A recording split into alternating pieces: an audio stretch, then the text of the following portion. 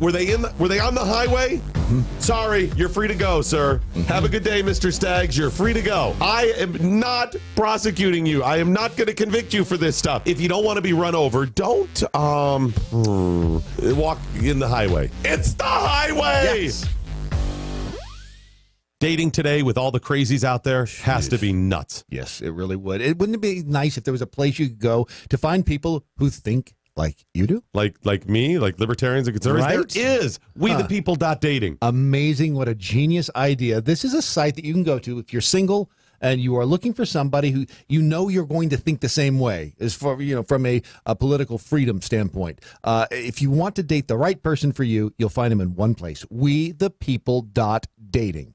Adjust your mojo now. Thank you.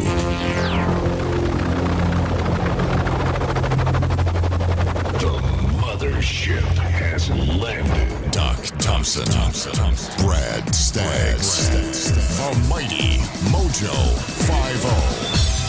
50. The hell, I was almost deep six in the entire show here. I was bellless as we were beginning. But at the last moment, my friend, Bradley J. Staggs, placed his bell in my hand. I did. It is here, and we are ready to go. I'm Doc Thompson. Yes. That's an homage to our friend Don Newen from Cowboy Logic Radio. Mm-hmm. Yes, it is. Heard on iHeartRadio now. Isn't that amazing? Holy, wish we could get up there. Did they listen to us before they put us up? Because I don't think so. I don't either, because I don't know how we got past the The number one thing said at iHeartMedia this morning is, we've made a huge mistake. But that's okay. They already signed the contract. It's too late. Hey there. We got all kinds of good things happening and going on this morning, so thank you so much for joining us. See, the problem is they are just too smart for us. We simpletons cannot understand what... Those people over there are just too smart for us. All these years. I don't know who you're talking about. They are too. I'm trying to, imagine who in your life, what group of peoples, Brad, come to mind and you say, they're just too smart. That's been the problem. You're an idiot. All those times you thought, hey, we do it this way, we do it that way, and you had these suggestions. You were just an idiot. Does anybody come to mind? No, not that person. Not that guy. No. Well, okay, that guy too. Yeah, I was going to say, it's special. And that woman, that one woman? No. Congress. Oh, well, yes. The Senate. They're genius. They're just too smart for us. Yeah, they are. That's been the problem. Yeah. I say this because that's what Mazie Hirano has said. Mazie? Is it Mazie? Mazie? I believe it is Mazie. Mazie. You call it corn. Mazie, Mazo. Yes, my people call it corn. That's right. You call her Mazie, I call her crazy. Let's work the whole thing out. She was on stage at a live interview that was recorded for later broadcast and posted to the interwebs when she was asked about this. Whoops. Hang on. Hold on. She was asked about something. She was asked this. That Democrats need to be saying about why the courts matter. Like, if it didn't work when we had a vacant seat that was held open for a year, and, by the way, while Ted Cruz was campaigning Ted Cruz was running in 2016 saying not just, I held this seat open for a year, but I'll hold it open for 4 more years if Hillary gets elected. I mean, they're openly crusading about it. What is the thing Democrats need to... Real quick, holding your seat open for a year, that sounds... It sounds painful and, quite honestly, unsanitary. To help voters bump this from issue number 14 up to issue number 1?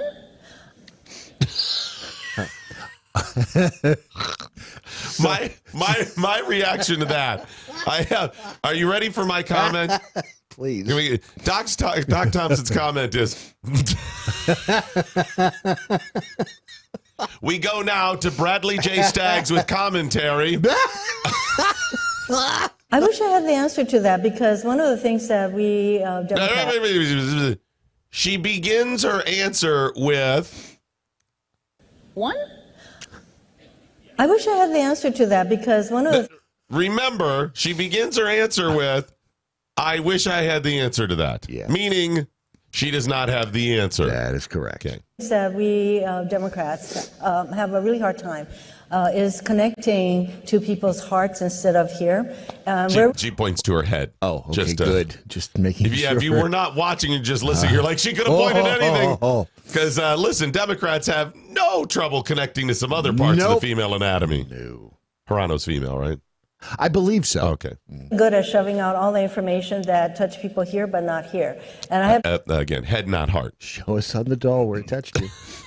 Democrats are really good at touching me here on my chest. But not here. saying at all of our Senate Democratic retreats that we need to speak to the heart, not in a manipulative way, not in a way that brings forth everybody's fears and resentments, but truly to speak to the heart so that people know that we're actually on their side. We have a really hard time doing that, and one of the reasons that it was told to me at one of our retreats was that we Democrats know so much. That is true, and we have to kind of tell everybody how smart we are, and so we have a... Wow. Mazie Hirano is so smart. They know so much that's true. Yeah. That they don't do a good enough job telling you how smart they are. Right. It has been my experience that both of those things are inaccurate. That quite often they tell us how smart they are directly or indirectly, and yet they are, in fact, not very smart. That seems to be the case more often than not, yes. Okay. That's their problem. That's been our, they're working at a whole different, they want to connect with your heart and not your head. Is that it? But not in a manipulative way. They would never try to pull at your heartstrings in a manipulative way to make you think one thing while they're doing something else. This sounds like crap. Is that just because I'm a simpleton? No, it's because her lips are moving. Oh. Yeah. Tell everybody how smart we are, and so we have a tendency to be very left-brain, and we think this. Really, that is not how people make decisions. So one of the books that I always bring up is The Righteous Mind by Jonathan Haidt. We go to Bradley J. Staggs now with his commentary that she referenced The Righteous Mind. Here we go. I always bring up is The Righteous Mind by Jonathan Haidt, where it's one of 4 books that she encourages you to read.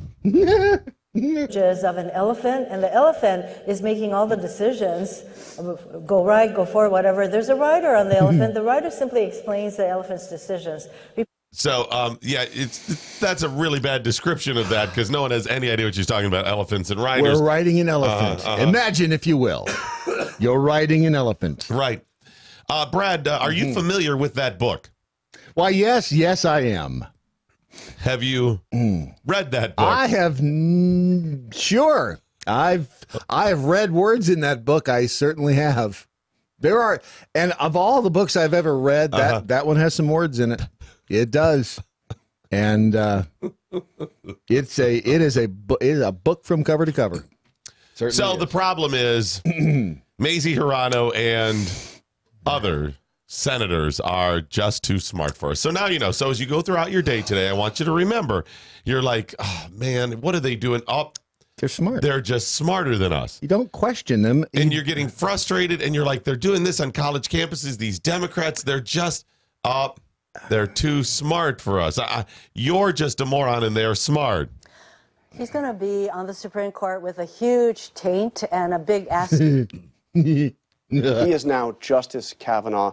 Do you view Justice Brett Kavanaugh as a legitimate justice? He's going to be on the Supreme Court with a huge taint and a big ass. So you see, they're just smarter than us. Yes, they are. You know, she's not even smart enough not to say taint. She's not even bright enough to not say a Supreme Court justice has a huge taint. No. No, because here's the thing.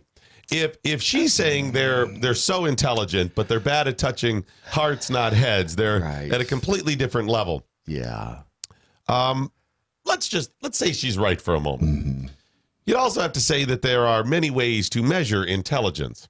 And whether you like it or not, You could say to be a great artist, there's a form of intelligence there. You're communicating a different way. Sure. Lots of different things there. Yes. So even if they are that bright, she's not even bright enough. She's not even connected enough with the citizenry of Hawaii, with her constituents, to not understand a very basic slang term of taint, which is not something the kids came up with yesterday. No, Taint's it is been around since I was a kid, because it taint pussy and it taint ass. Come on. And you're not even that smart? So would you send your child to FRCs? Again, I think we're missing the point. These individuals are there because they have broken a law. There has to be a process. They have broken a law only as deemed so by the president with his... No, ma'am. They're there for violation of Title 8 of the Immigration of the U.S. and Nationality Act. Okay, they're USC 1325. That's illegal entry is both a criminal and civil violation. They are in those FRCs pending the outcome of that civil immigration process. They have broken the law. Well, these are mainly, my understanding is that under zero tolerance, these are no longer civil proceedings, but in fact, were criminal proceedings. They were criminal proceedings when the Border Patrol prosecuted them, but at the conclusion of that process, once the individual came into ICE custody, they would go through administrative proceedings. I'm confused. Okay. So the criminal... She's confused. She is a lawmaker, one of 100 senators in 1/3 of the federal government. And she, the maker of laws, doesn't understand the very simple process of immigration, that people are here illegally. We're the people of Hawaii are looking for her to come up with answers to a very divided debate over immigration and what to do with those illegals. And she doesn't understand that, no, they criminally violated the law. Illegal entry is criminal. It can be civil, but it is certainly criminal. And she doesn't understand that, yet they're just so much smarter than we are. Now, keep in mind, folks, not only does she not know that, she was questioning the head of ICE, the director of Immigration Customs Enforcement. Right. She was interviewing him. And meaning they didn't just say, Senator, you're going to quick go in that room. You have to interview somebody about something you don't know. She's on the committee. Yeah. She had time to prepare for this, and she has an entire staff. And she was so ignorant and ill-prepared that she doesn't understand that part of it. And yet she is smarter than you. And he is charged with enforcing the law. Right. And she made the law that he's enforcing and doesn't understand the law. Right. But they're smarter than we are. Although, why do they care about the illegal immigrants in Hawaii? It's not like they're going to head over there. They're not swimming all the way over to Hawaii. How do you know? That's a good point. How do you know? That's a good point. So, anyways, that's the problem, and now we know they're just smarter than we are. How do you feel about that? See, this is why I hate them all. She really believes that, by the way. Yes, she does. When she sat there, she really believes that she is much smarter.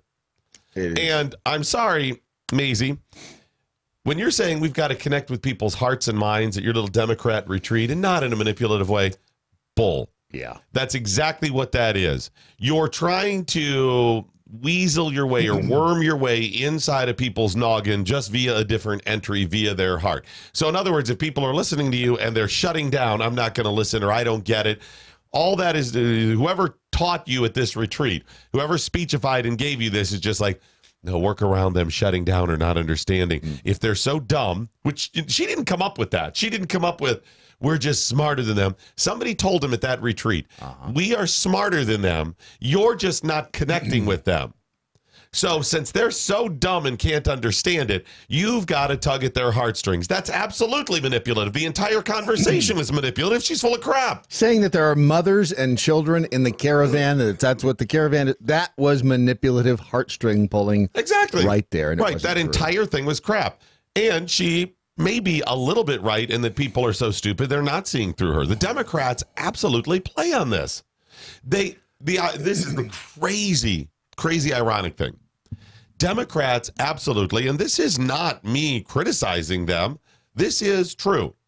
Leftists, mainly Democrats, play on emotion. Yes. Republicans and right-wing people do as well, just not as much, and about different things.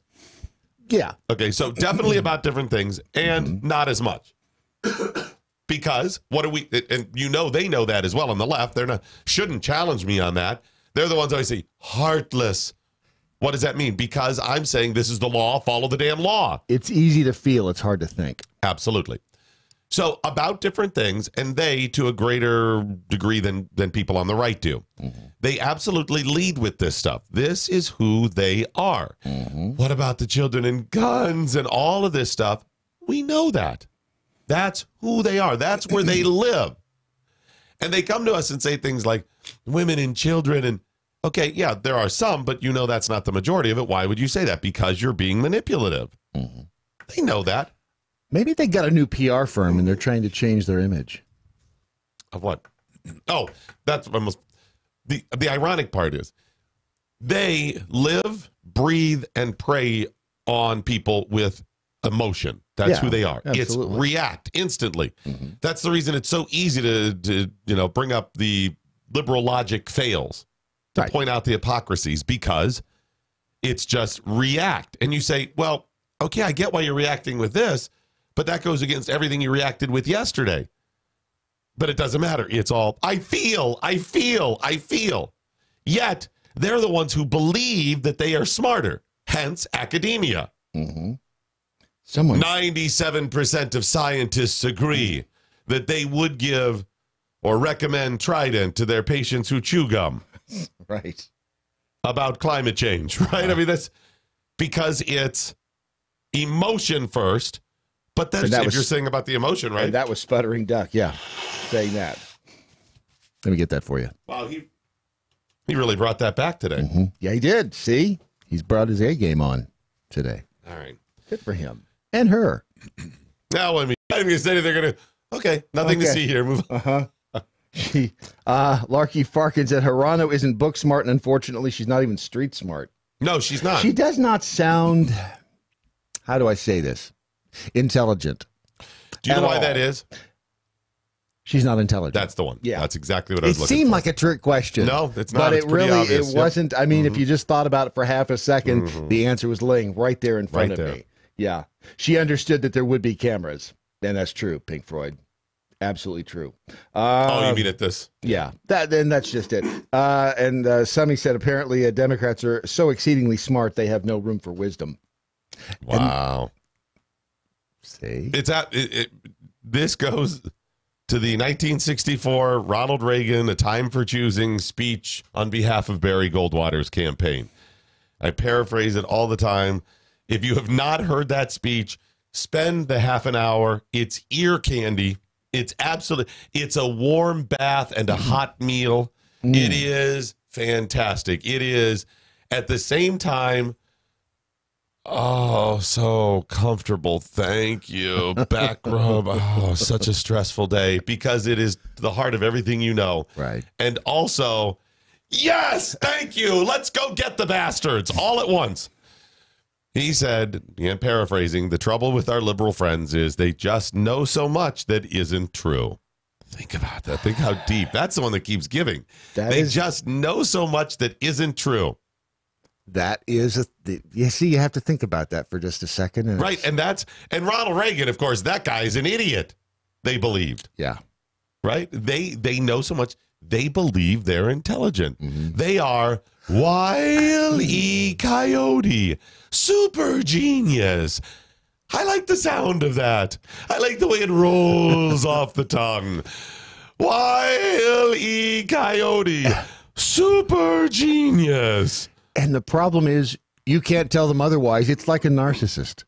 They don't know they have a problem. They don't. Therefore, you cannot fix it. That's exactly it. Ever. Oh, because, they know what they're talking about. I'm smarter than that guy. That's it.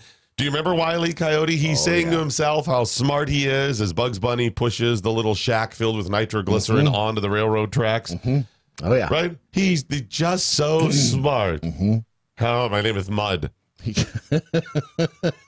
Think about the Nancy Pelosi, super genius. Mazie Hirano, Super genius. See, I think Carano really does believe.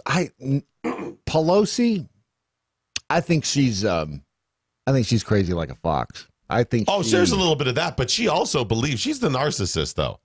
Yeah. Chuck E. Schumer. Yeah. Super genius.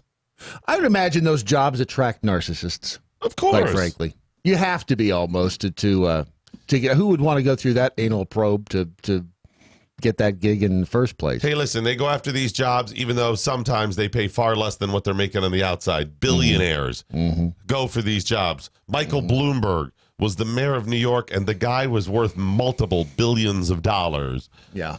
If multiple billions of dollars, you'd never hear from me again. No. Nope. You'd never hear from me, see me, nothing. I'd be out of here. Gone. And you know what? I certainly would have less stress in my life. There'd be something. The problem with that much money is it comes with its own set of I'm just repeating what I've been told. It comes with its own You don't know set of the problems. terrible burden it is for me to have $4 billion. I think they're just saying that stuff so we stop trying to get their money. That might be, because I would love to try it. Don't tell them how fantastic this is. It's like when you tell the kids, this pie is horrible. Oh, it's awful. Apple pie tastes horrible. Really bad job. Yeah. I'll have another piece so you don't have to have it. Yeah. I think that's what they're telling. But I imagine they do have some of their own stresses. They would just be fun stresses. It's like this, Brad. The stress of, whoosh, get back to work. Whoosh, get back to work. Your mortgage. You can't pay your mortgage. Blah, blah, blah, blah, blah. Versus the stresses of, should we summer in France or summer in Barbados? Which car do we take to dinner tonight? Do we take this expensive car, that expensive car, or that expensive car? And which driver? Which driver do we have drive which car? Its own stresses. That's a great point. It's decisions, and decisions can be hard. And if you start having more than one of anything, you have to make a decision each time. That right there is stress. Imagine how stressful that is on their hearts. They have the same problems we do. They wake up in the morning and they put their pant legs on, their pants one-legged up, somebody dressing them the same as we do. Same stresses out there. Yeah. And the same trouble with like their heart, for example, or their stresses. Hey, rich people get heart disease too. They true. absolutely do. And they got to worry about that. That becomes more stress. The good news is, whether you are a prince or a pauper, whether you're rich or poor, you can absolutely save your heart with SaveYourHeart.com. Beautiful. And Mr. Pauling Therapy himself. Dr. Pauling Therapy. I think it's just Dr. Pauling with his therapy, but it works great. Heart disease is one of the leading killers in America today. Heart disease kind of sneaks up on you, and there are many things that factor into heart disease. When you get heart disease, I got heart disease, I'm dying tomorrow. No, it doesn't work that way. It starts taxing your heart and affecting all kinds of other things with your health as well. So whether you want to prevent heart disease or whether you have heart disease and you're trying to limit its effects, deal with it and treat it as best possible, you can do both at SaveYourHeart.com. Well, and the thing about it is the Pauling Therapy Essentials formula is it's not a drug. It's not going to instantly like roto-rooter out your veins, your arteries, all of that. No. This is something these are nutrients that are not typically found in food. And so over the course of time, you take this and it can help. And that's the beauty of it. You're doing some preventive maintenance for your heart.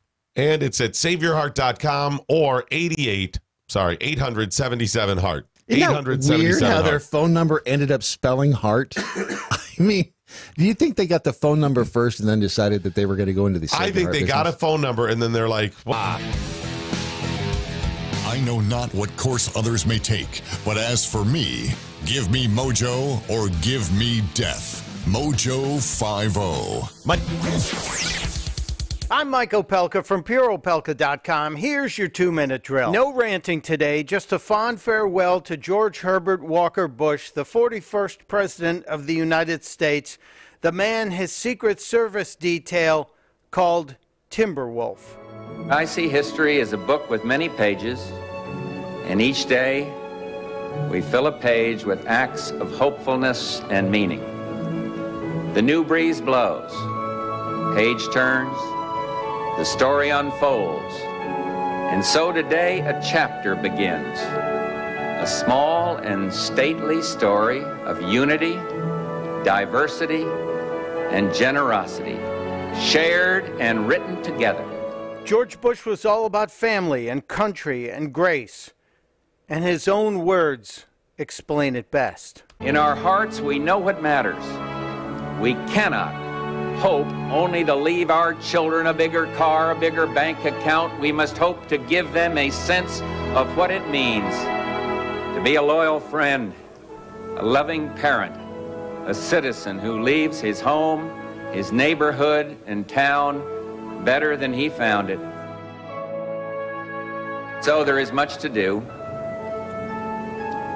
And tomorrow the work begins, and I do not mistrust the future. I do not fear what is ahead, for our problems are large, but our heart is larger. Rest in peace, sir. Testudo, my friends. Testudo. Mike Opalka's 2-Minute Drill is powered by MoJoWildRice.com. Their wild rice is a superfood, gluten, sodium, fat, and cholesterol-free, yet high in fiber, protein, zinc, phosphorus, and trace minerals. But you're going to love it because it's delicious. MoJoWildRice.com. MoJoWildRice.com.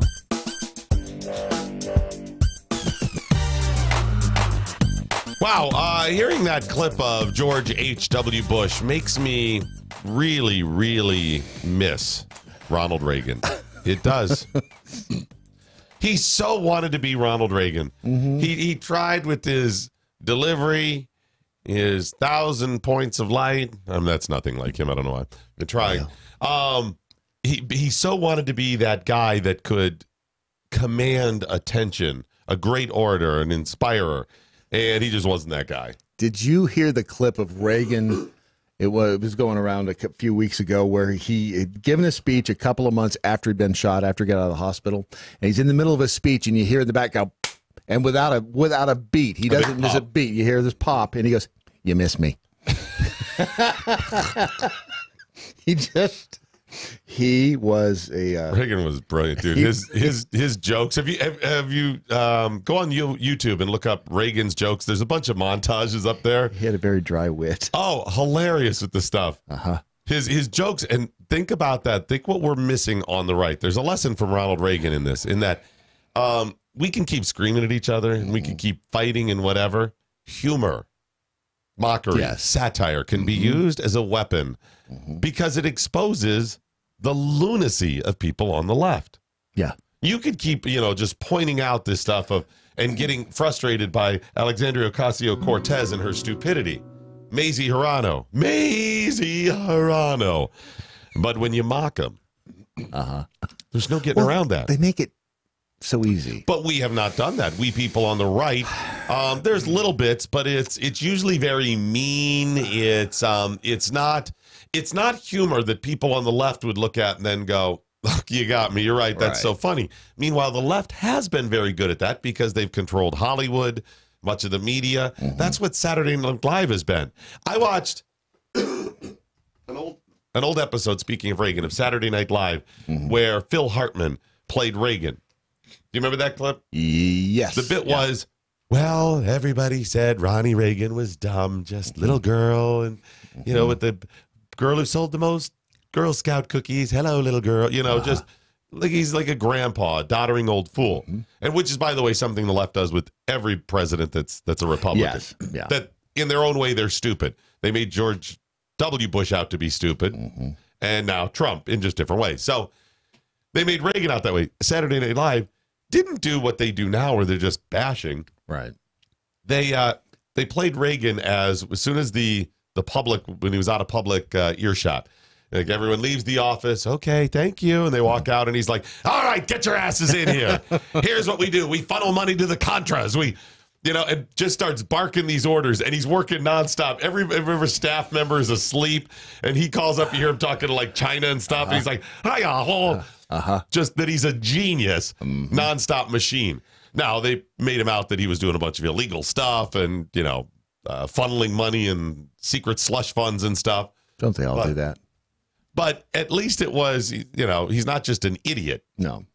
And that was it. I remember when he was president, I remember people saying he's just playing the part of a good president. I remember hearing that he slept through meetings. Right. And they took it the other way. So instead of playing into it. And that was back when Chevy Chase was actually funny. Didn't he play Gerald Ford? That was way back. That was way back. Well, and the Ronald allude with Russia. That's the nice thing. Right. Exactly. Or did he? You know, my favorite, him ripping on communism in Russia. Hilarious. The guy goes in to buy a car because there's like a 10 or 15 year waiting list to get a car in Russia. Sentence joke. And by the way, quick thank you to Sheriff C. Congratulations. I just got the newsletter and the check is in the mail. Sorry it's late, not that much. But you know what? Every little bit helps. I'll take that, not that much. Thank you, seriously. We really appreciate that. We do appreciate it.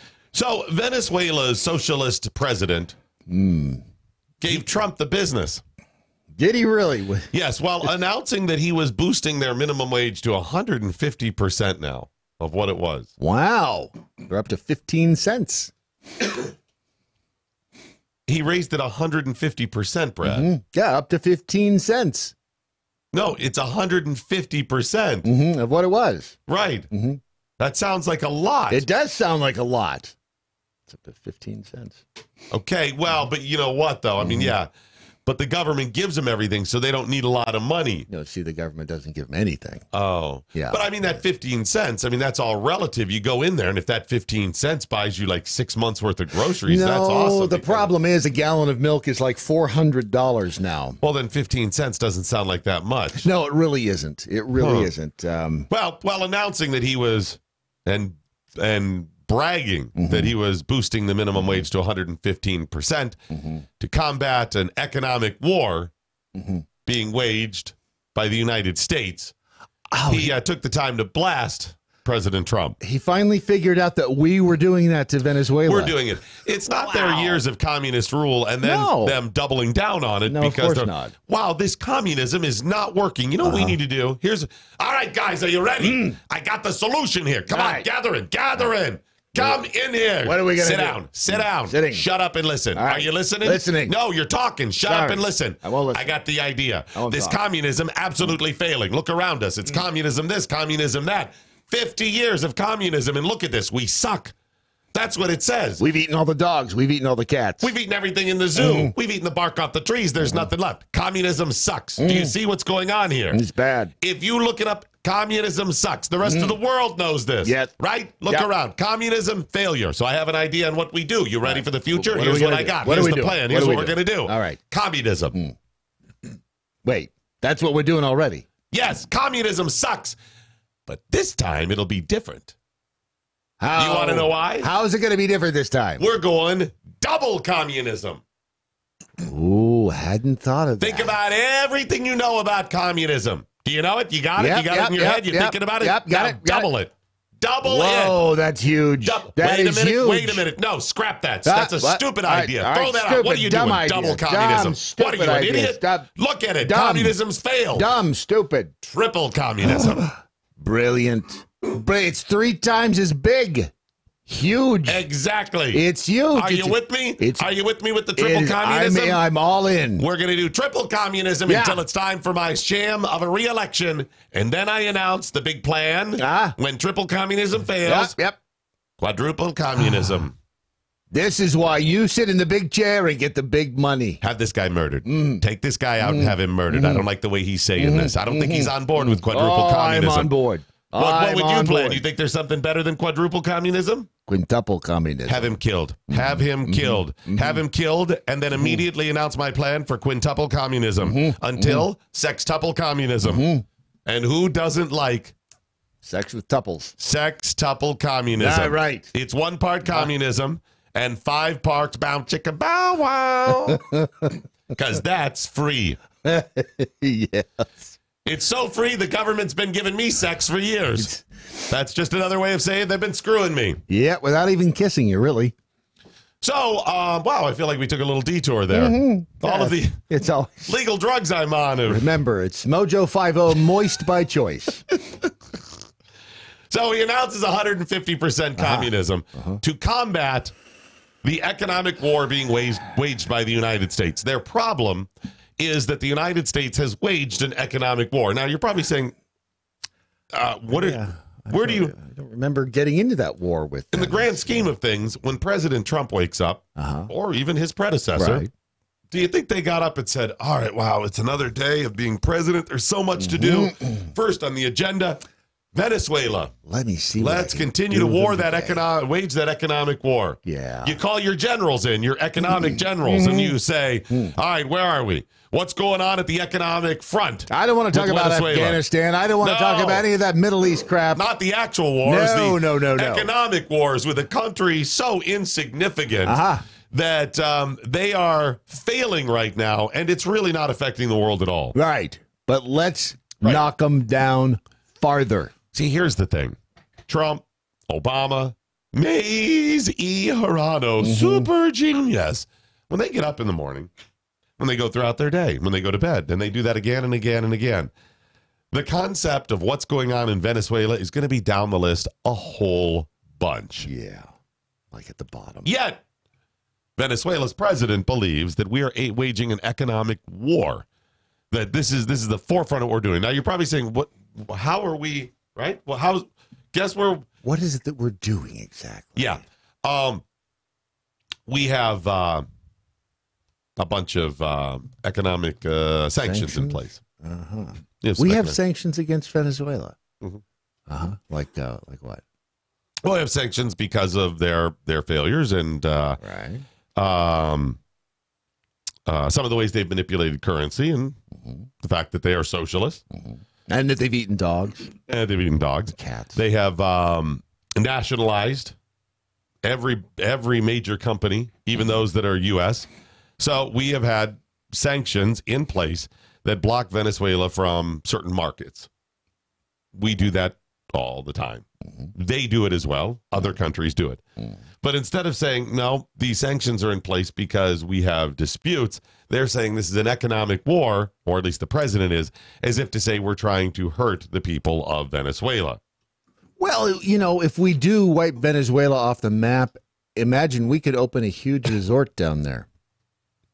It could be like Disneyland South America. Could be. And who wouldn't like that, right? Right.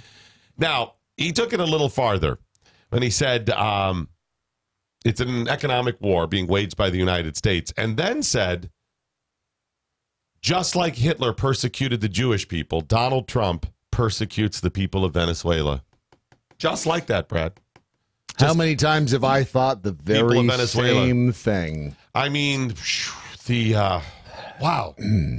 The gas chambers in Caracas being run by Donald Trump. It's incredible. It's very insensitive, right? I mean, yeah. So, because what do you know about Hitler and how he persecuted the Jews? Pretty much he wiped out, 6 7 million of them, right in there. Yeah, and it was... when you say wiped out, it was systematic extermination. Not in human experiments. Right, and torture, right, theft. I mean, just the worst things you can imagine. That's what apparently Donald Trump is doing to the people of Venezuela. And he hides it well, because you really just never see the pictures coming out of Venezuela of that happening. That's because of that Russian collusion. Right. See, the Russian thing is actually a diversion. Is that what it is? So that's he can continue what it is. So to lead the people of Venezuela into gas Venezuelan chambers. war. All those Venezuelan concentration camps. Yes. Horrible. Yes. I feel like we'd know something about it, but I guess that's how good he is at hiding it, right? We're shedding light on it right now. Just like Hitler persecuted the Jewish people, Donald Trump persecutes the people of Venezuela. Of course he does. Are you familiar with Godwin's Law? I am not. I was not until just recently, and my friend, my colleague, my cool league, Brandon Morse of the Morse Code, heard weekdays here on MoJo50.com. He is a smart cookie, that man. Mentioned Godwin's Law. Now, I knew this in principle, but I didn't realize it had been named, in fact, a law that's known by many people. It's Godwin's Law. Interesting. Godwin's Law is an internet adage asserting that if an online discussion, or even today beyond online, but if an online discussion, regardless of topic or scope, it doesn't matter whose talking to whom about what topic. But if there is a discussion and it goes long enough, sooner or later, somebody in the discussion will compare someone or something to Adolf Hitler or his deeds. Any discussion, any dispute, eventually somebody will. It's kind of like Rule 34. If it exists, there is porn of it. If there is a discussion, it's only a matter of time before somebody brings up Hitler in comparison to somebody or something else. And isn't that about the time the whole discussion gets shut down? Often. So one of the things on some social media sites, especially Reddit, as soon as somebody brings it up, the rule is you're supposed to not make any other comments and you go away. Oh, yeah, well, such and such like Hitler. Done. Because they're saying, okay, now you've just made an ass of yourself. There's no reason to continue discussing this. Yeah. Godwin's Law. Right. Now, Godwin is an attorney and an author. His name's Mike Godwin. And he first mentioned Godwin's Law specifically to the internet in the early 1990s. It's been around that long. Right. He mentioned it as an experiment in memetrics or memetrics. Is it memetic or memetics? Memetics, excuse me, not Ricks. Memetics. Right. Memetics. Right. Memetics, meaning memes. Right. Memetics. So you're thinking, okay, memes. That's got to be a real. No, he was studying memes in 1990. Memes didn't exist. Do you know the history of memes? Apparently not, because I didn't know they were back then either. I mean, the phrase meme goes back to the 1970s. There was a book, I can't remember what it's called. The Selfish Gene. That's the one. Where, and I don't fully understand it. I don't even think the guy who wrote it fully understood it from what I could see. He compared memes, and the word comes from, it's a comparison like the word gene. Right. So you got the two E's, and then changed the N to an M. I don't know why it means. Maybe because it sounds like the word means, or you have great memes. And memes were little bits of information that had to do with culture. Okay. And that you could apply these little bits of cultural information in your psyche and how it influences you and other people in the future like a gene. So it's kind of and I don't fully understand it, but like an axiom? Well, he was trying to apply it that you have genes, right? Wearing some right now. You have genes. I've seen them. Yep. I wish you had a few more pairs with less holes in certain areas, but you have genes. And there are, when they map the human genome, for example, this little piece here controls this, and you can. He's saying that we have cultural bits of information in us that act like genes. They're imprinted. Okay. It's scientific. It's not just a culture or you like things or a fad. I think that's where he was going with it. Now, he didn't even fully lay out at the time how this implements and then replicates itself to other people. But that's what the word meme goes back to. So here's this guy, Godwin. Right. 1990, I think. References the memes. And then as the internet developed, then people started using the word meme to mean the picture with words and whatever, which does kind of go with that 1970s book. It's little bits of cultural information. I can say that. Okay. Yeah, that all connects. So that's what he was doing when he said, Godwin's Law again, if people have discussions, specifically online, long enough, eventually somebody will call somebody Hitler or compare somebody to Hitler or his deeds. Right. Got all that? Got it. Okay. Yeah. In 2015. All right. What is that, 25 years later? Yep. Godwin was discussing online Nazis and fascism and people comparing at that time fascists to then candidate Donald Trump with people. And people were saying, hey, is it okay if, look at Trump. This guy's clearly a fascist. Right. And the guy who came up with Godwin's Law said, quote, if you're thoughtful about it and show some real awareness of history, go ahead and refer to Hitler when you talk about Trump or any other politician. Was he being facetious or was he actually? No, the guy, when we see Godwin's Law, we go, okay, there's a statement being made. It's not just, and by the way, Godwin's Law, I absolutely believe it. I've seen it all the time. I see it all the time. Right. Yeah. Right? Yes. Yeah. It happens all the time, left or right. It does not matter. Hitler, the ultimate bad guy, and government control in the way that each user believes it to be bad. Right. In other words, if I say they're coming after my guns, just like Hitler did, they go, no, because Hitler, blah, blah, blah, right? All this stuff. But they say, oh, you're just like Hitler in that whatever crap. You don't want to raise the minimum wage or some other crap. It's however you see it. So I see it all the time. But the guy who came up with this, Godwin himself, apparently didn't come up with it to mean that's a bad thing. It wasn't a judgment. It was just an observation. Right. So I guess Godwin's law means, oh, no, you can use Godwin's law at times as long as you're thoughtful. Isn't the point of having a Godwin's law is to say, stop it. You're being idiots about this. Yeah, if all roads lead to the same place, then that's kind of pointless. Yeah, that doesn't make Oh, and he's doubled down on it. He seems to be the leftist. I might be wrong. If I got the guy wrong, sorry, Mike. But I think you screwed this up. You came up with a brilliant point and are not using it. If you're thoughtful about it and show some real awareness of history, go ahead and refer to Hitler when you talk about Trump or any other politician. And by the way, why do I need his permission to do that anyway? Well, because he wrote the law. I mean, it all goes back to Mazie Hirono at that point. Listen, when I say you shouldn't refer to people as Hitler, I'm just saying that because you look like an ass. I'm not saying you don't have the right to. You have a right to be an ass, to look stupid, to spew things that are ridiculous. I mean, look at Alexandria Ocasio-Cortez. She spews ridiculous things all the time. She's a member of Congress in another... When did she get inaugurated? I think, isn't it January 12th? I think it's around the 1st. The front steps of the White House, right? Don't they? She gets the inauguration. Doesn't she wear the bouquet on her head? And... Well, they bring the big horse-drawn carriage in, and she. I think they give her the crown then. Well, they have to do it before midnight because otherwise the carriage turns back into the pumpkin. So yeah, and the mice and all of that. So that's a bad thing. You know what? Maybe like the N-word. The only way to stop people from making this ridiculous comparison is to use it more. Because, for example, people say, got to stop saying the N-word. It's hurtful to people. Years ago, it was everywhere.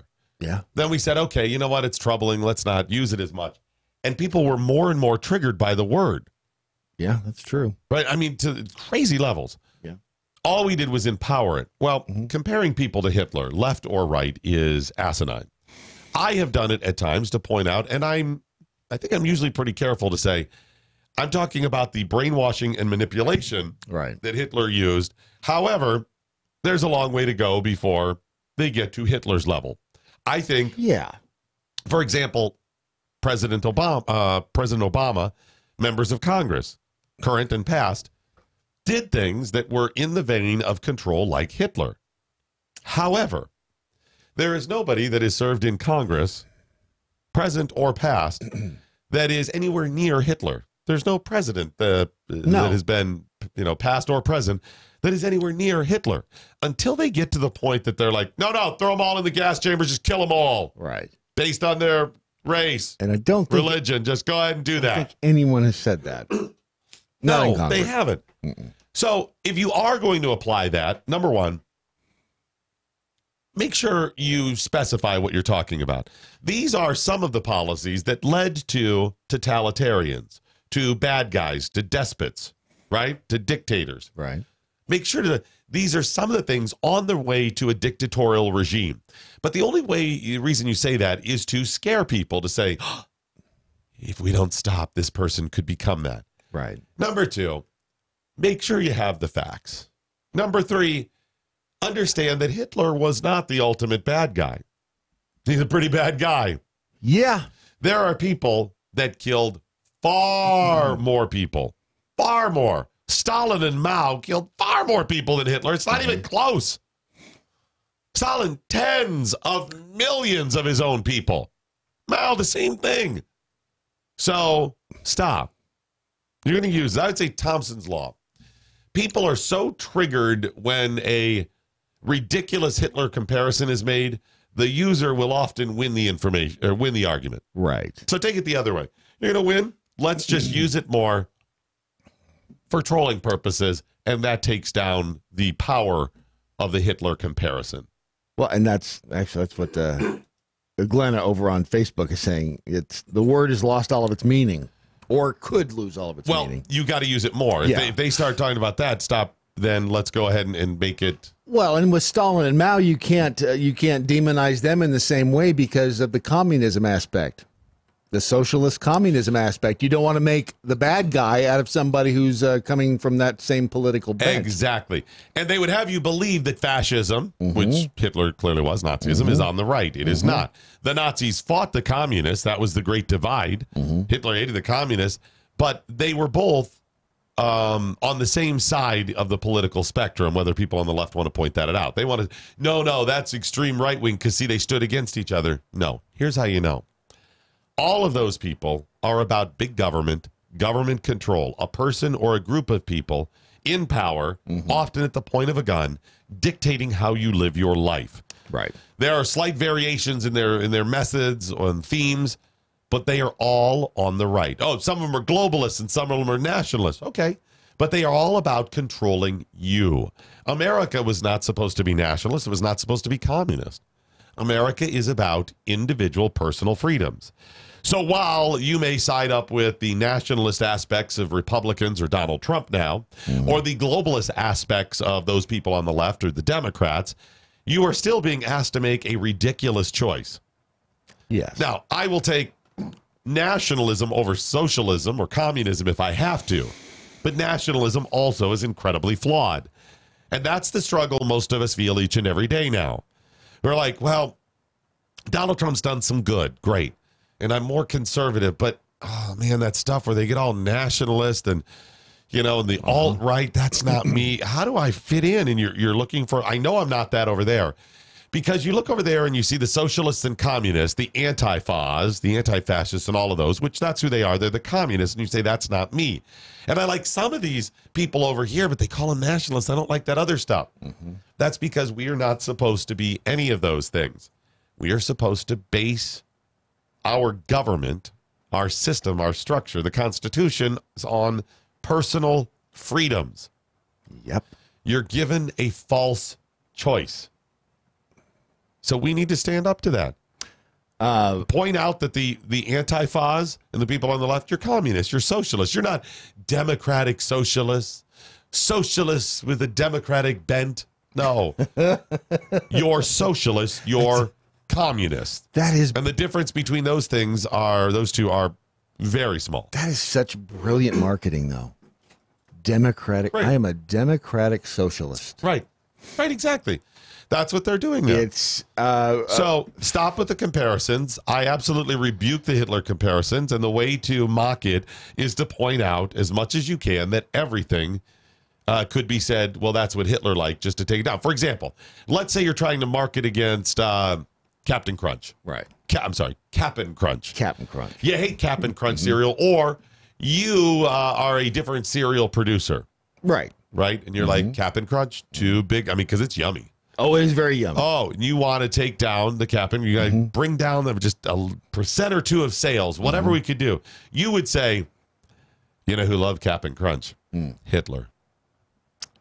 He loved it, Brad. Hitler loved him. People are like, oh, Hitler ate Cap'n Crunch. Put that down, Junior. We're not eating Cap'n Crunch in this house anymore. If it skews one or two people away from buying Cap'n Crunch, successful. There you go. Yeah. So you say, your job. Donald Trump, I don't like him. Let's take him down. He's just like Hitler. And you know who would have loved Donald Trump? Hitler. In fact, I think he did. Yeah. You know, he believed in the black arts, soothsayers and in the occult and stuff. He likely looked into his crystal ball and saw the future Donald Trump and loved him. Yeah. Time traveled even. That's right. And if you're on the right, you say, you know who would have loved President Obama? Hitler.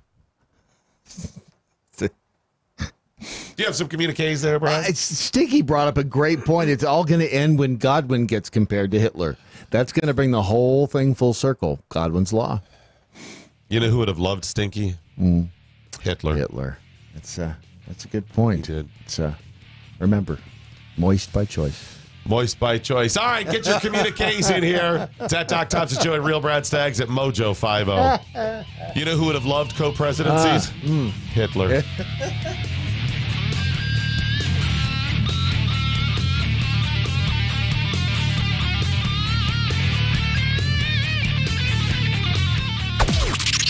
This is the seditious, rabble-rousing, liberty-loving, home of fun, entertaining, and compelling talk. MoJo 50. News this hour from townhall.com. I'm Rich Thomason. The nation's capital pauses one final time today to bid farewell to the 41st president, George H.W. Bush. By presidential proclamation, today is a national day of mourning. The federal government is closed and flags are flying at half-staff for President Bush's state funeral to be held at the majestic National Cathedral here in Washington. President Trump will join the nation's living former presidents at the service, but he is not scheduled to speak. Eulogies will be delivered by former President George W. Bush, former Senator Alan Simpson, former Canadian Prime Minister Brian Mulroney, and presidential historian John Meacham. Greg Clugston, Washington. Members of Special Counsel Robert Mueller's team are recommending no jail time for former National Security Advisor Michael Flynn. Prosecutors working with the special counsel released a sentencing memorandum saying that Michael Flynn's cooperation has been substantial and that his record of military and public service sets him apart from all the others. They recommend no prison time for Flynn, who pleaded guilty last year to lying to the FBI regarding conversations about sanctions with a Russian ambassador. Correspondent Jackie Quinn says Flynn is scheduled to be sentenced on the 18th. No reports of destructive tsunami waves or major damage after a powerful 7.5 earthquake struck in the southern Pacific near the French territory of New Caledonia. An earlier tsunami warning has been lifted. The search for people unaccounted for after the deadliest U.S. wildfire in at least a century is winding down in Northern California, with 11 names left on a list that once approached 1,300 and prompted fears that hundreds had died in the flames. Wall Street is closed today in honor of the late President George H.W. Bush. Yesterday saw a massive sell-off, with the Dow closing down 799 points. The Nasdaq shed 283. More on these stories at townhall.com. There's a better way to meet people without having to suffer through all the crazies. Weed out all the nutty people with WeThePeople.dating. That's WeThePeople.dating. It's easy to find a liberty-minded match, and it takes less than a minute to create a free account and begin browsing through over 11 million monthly subscribers. Look, we all know the success of a relationship hinges on the core shared values of a couple. So check out WeThePeople.dating. Sign up and start dating today. WeThePeople.dating. Life, liberty, and the pursuit of a partner. Hey guys, Ron Phillips with the Conservative Cartel. Are you tired of the bar scene, hoping to find the love of your life? Well, there is a better way for you single guys and ladies out there. Check out WeThePeople.dating. They make it easy to find a liberty-minded match, and it takes less than a minute to create a free account and begin browsing through over 11 million monthly subscribers. Look, we all know the success of a relationship hinges on the core shared values of a couple. So check out WeThePeople.dating for the love of people and people of love. Sign up and start dating today. WeThePeople.dating. Life, liberty, and the pursuit of a partner. This is Tim Barton from Wall Builders with another moment from American history. The year after the American War for Independence ended, we began addressing the issue of Muslim terrorists in North Africa who were attacking American ships and killing and enslaving American seamen. Congress dispatched John Adams and Thomas Jefferson to negotiate peace, and when they asked the Muslim ambassador the reason for the unprovoked attacks, he told them that it was written in their Quran, that it was their right and duty to make war upon them whenever they could be found. 16 years of negotiations failed, and in 1801, America sent its military to crush the terrorists. When that war ended in 1805, the first American edition of the Quran was published, urging Americans to read the Quran to see for themselves that its teachings were incompatible with the safety and peace of non-Muslims. To see the first American Quran and to get more information about America's first war on Islamic terror, go to wallbuilders.com.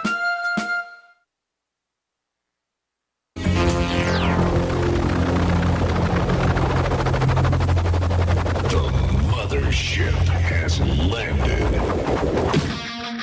You know who loved not donating to this platform? Hitler. Yeah. He loved not donating. Yeah.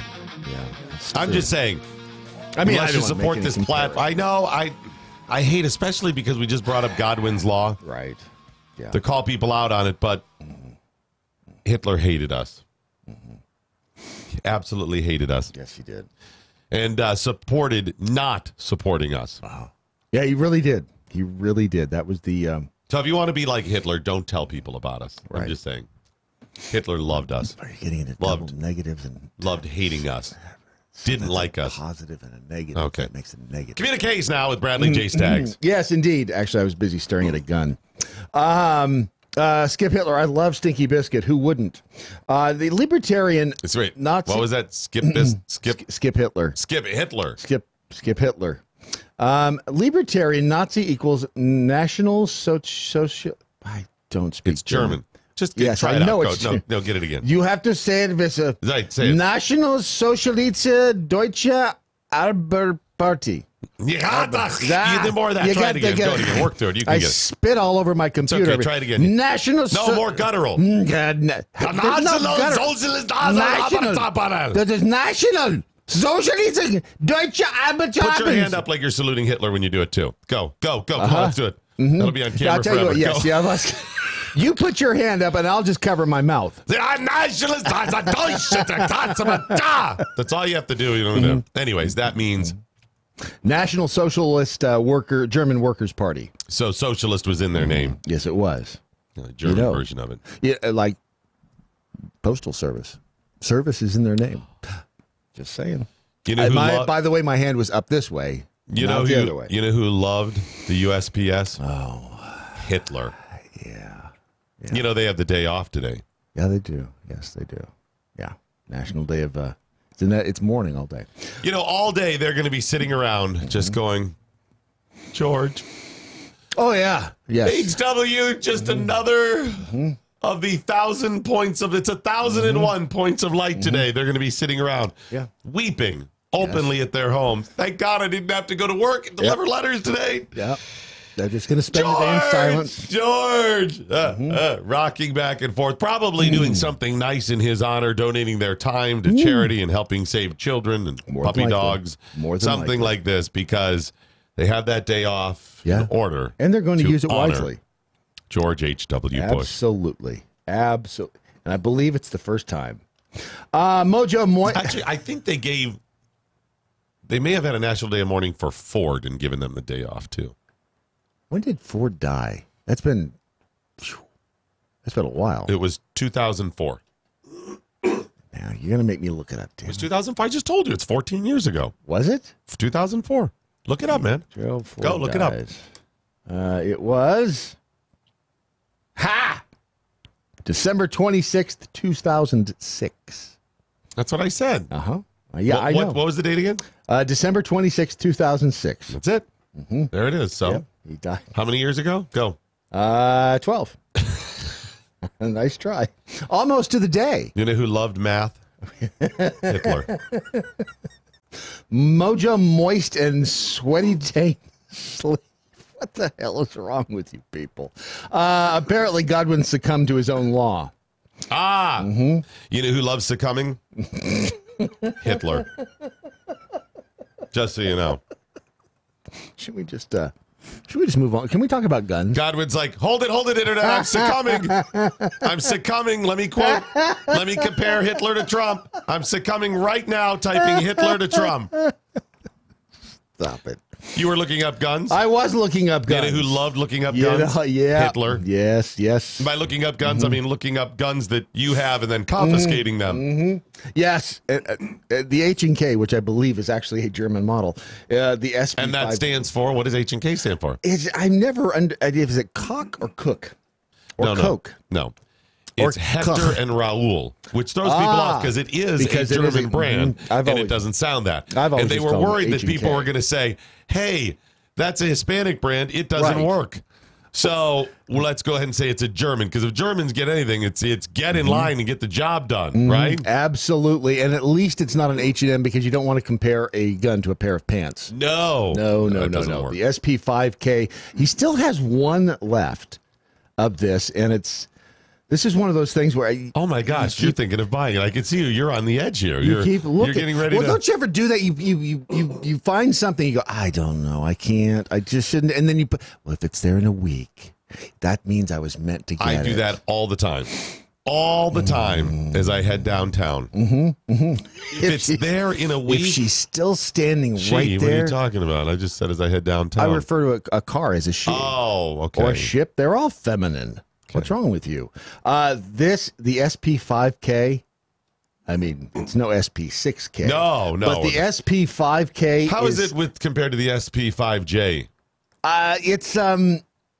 It's about... It's a little bit better, right? It's a smidge better. How is it compared to the SK5? Oh, it's worlds better than that one. Worlds better. Lost track of the letters and numbers. Yes, that's all right. I was saving you. You didn't have to bring it up. Okay, sorry. The beauty of this gun, I mean, this gun is just beautiful, especially when you can look at it in 360 glorious degrees of gun spinning fun. This is just thought of something.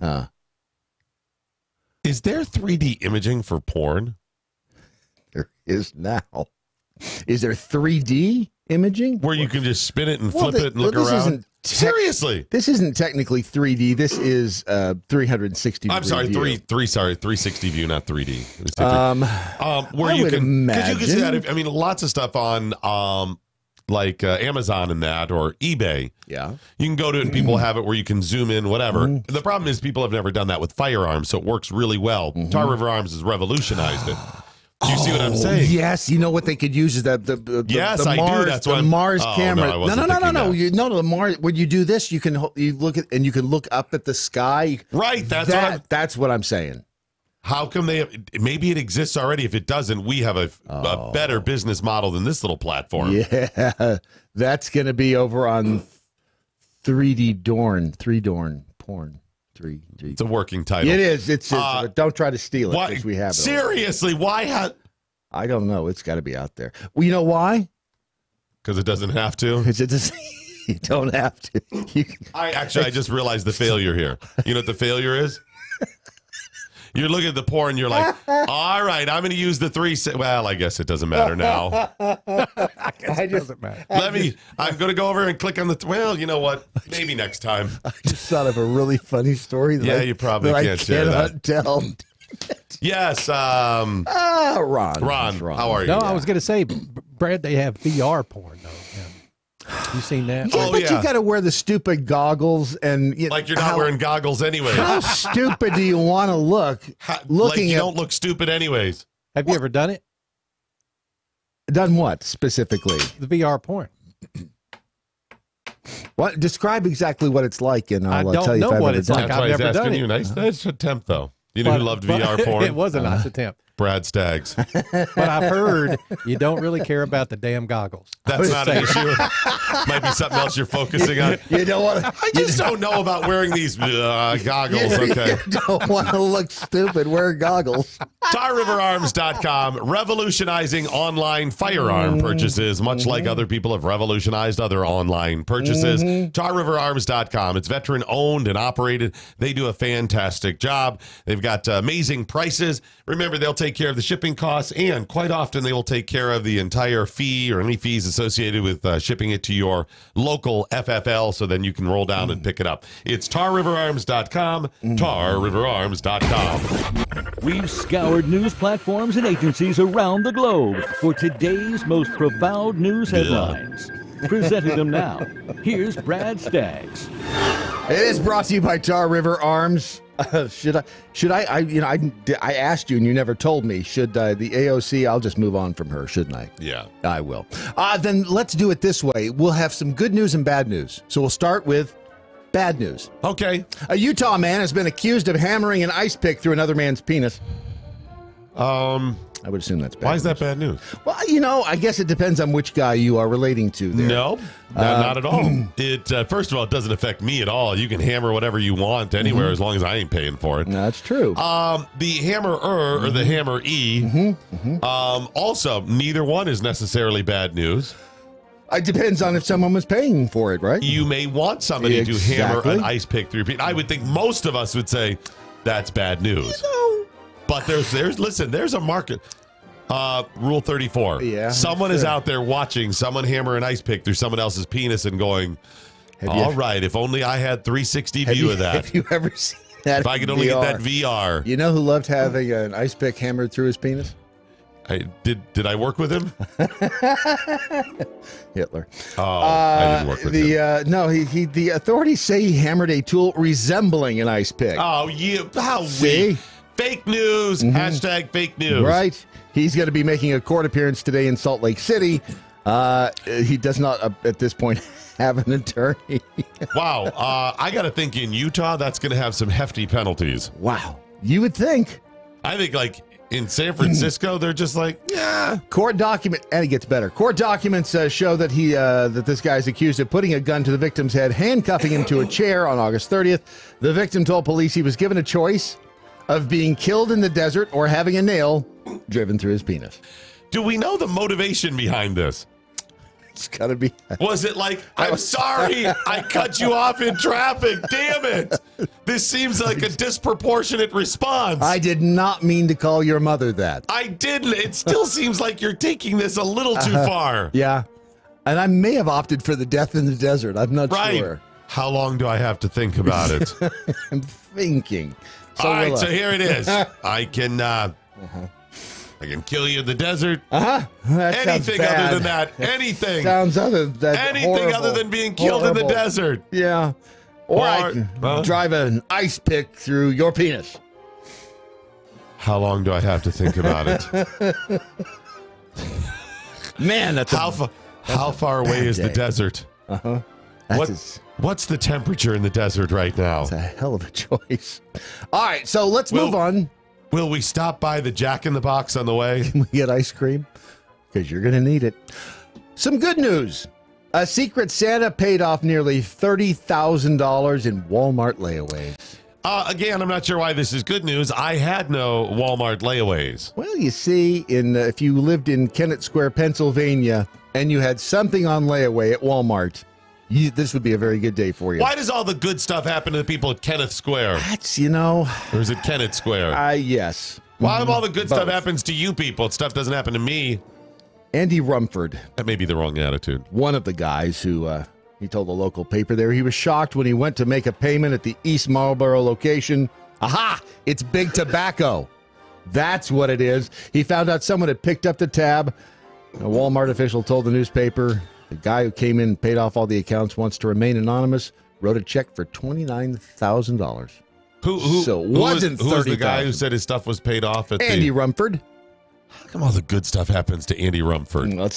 That's because they're of the East Kennett Square Rumfords. If you're in Kennett Square and the name Rumford, I mean, the world is your oyster. They get stuff everything. like this happens all the time. As a matter of fact, oysters, an order of oysters was actually paid off there as well.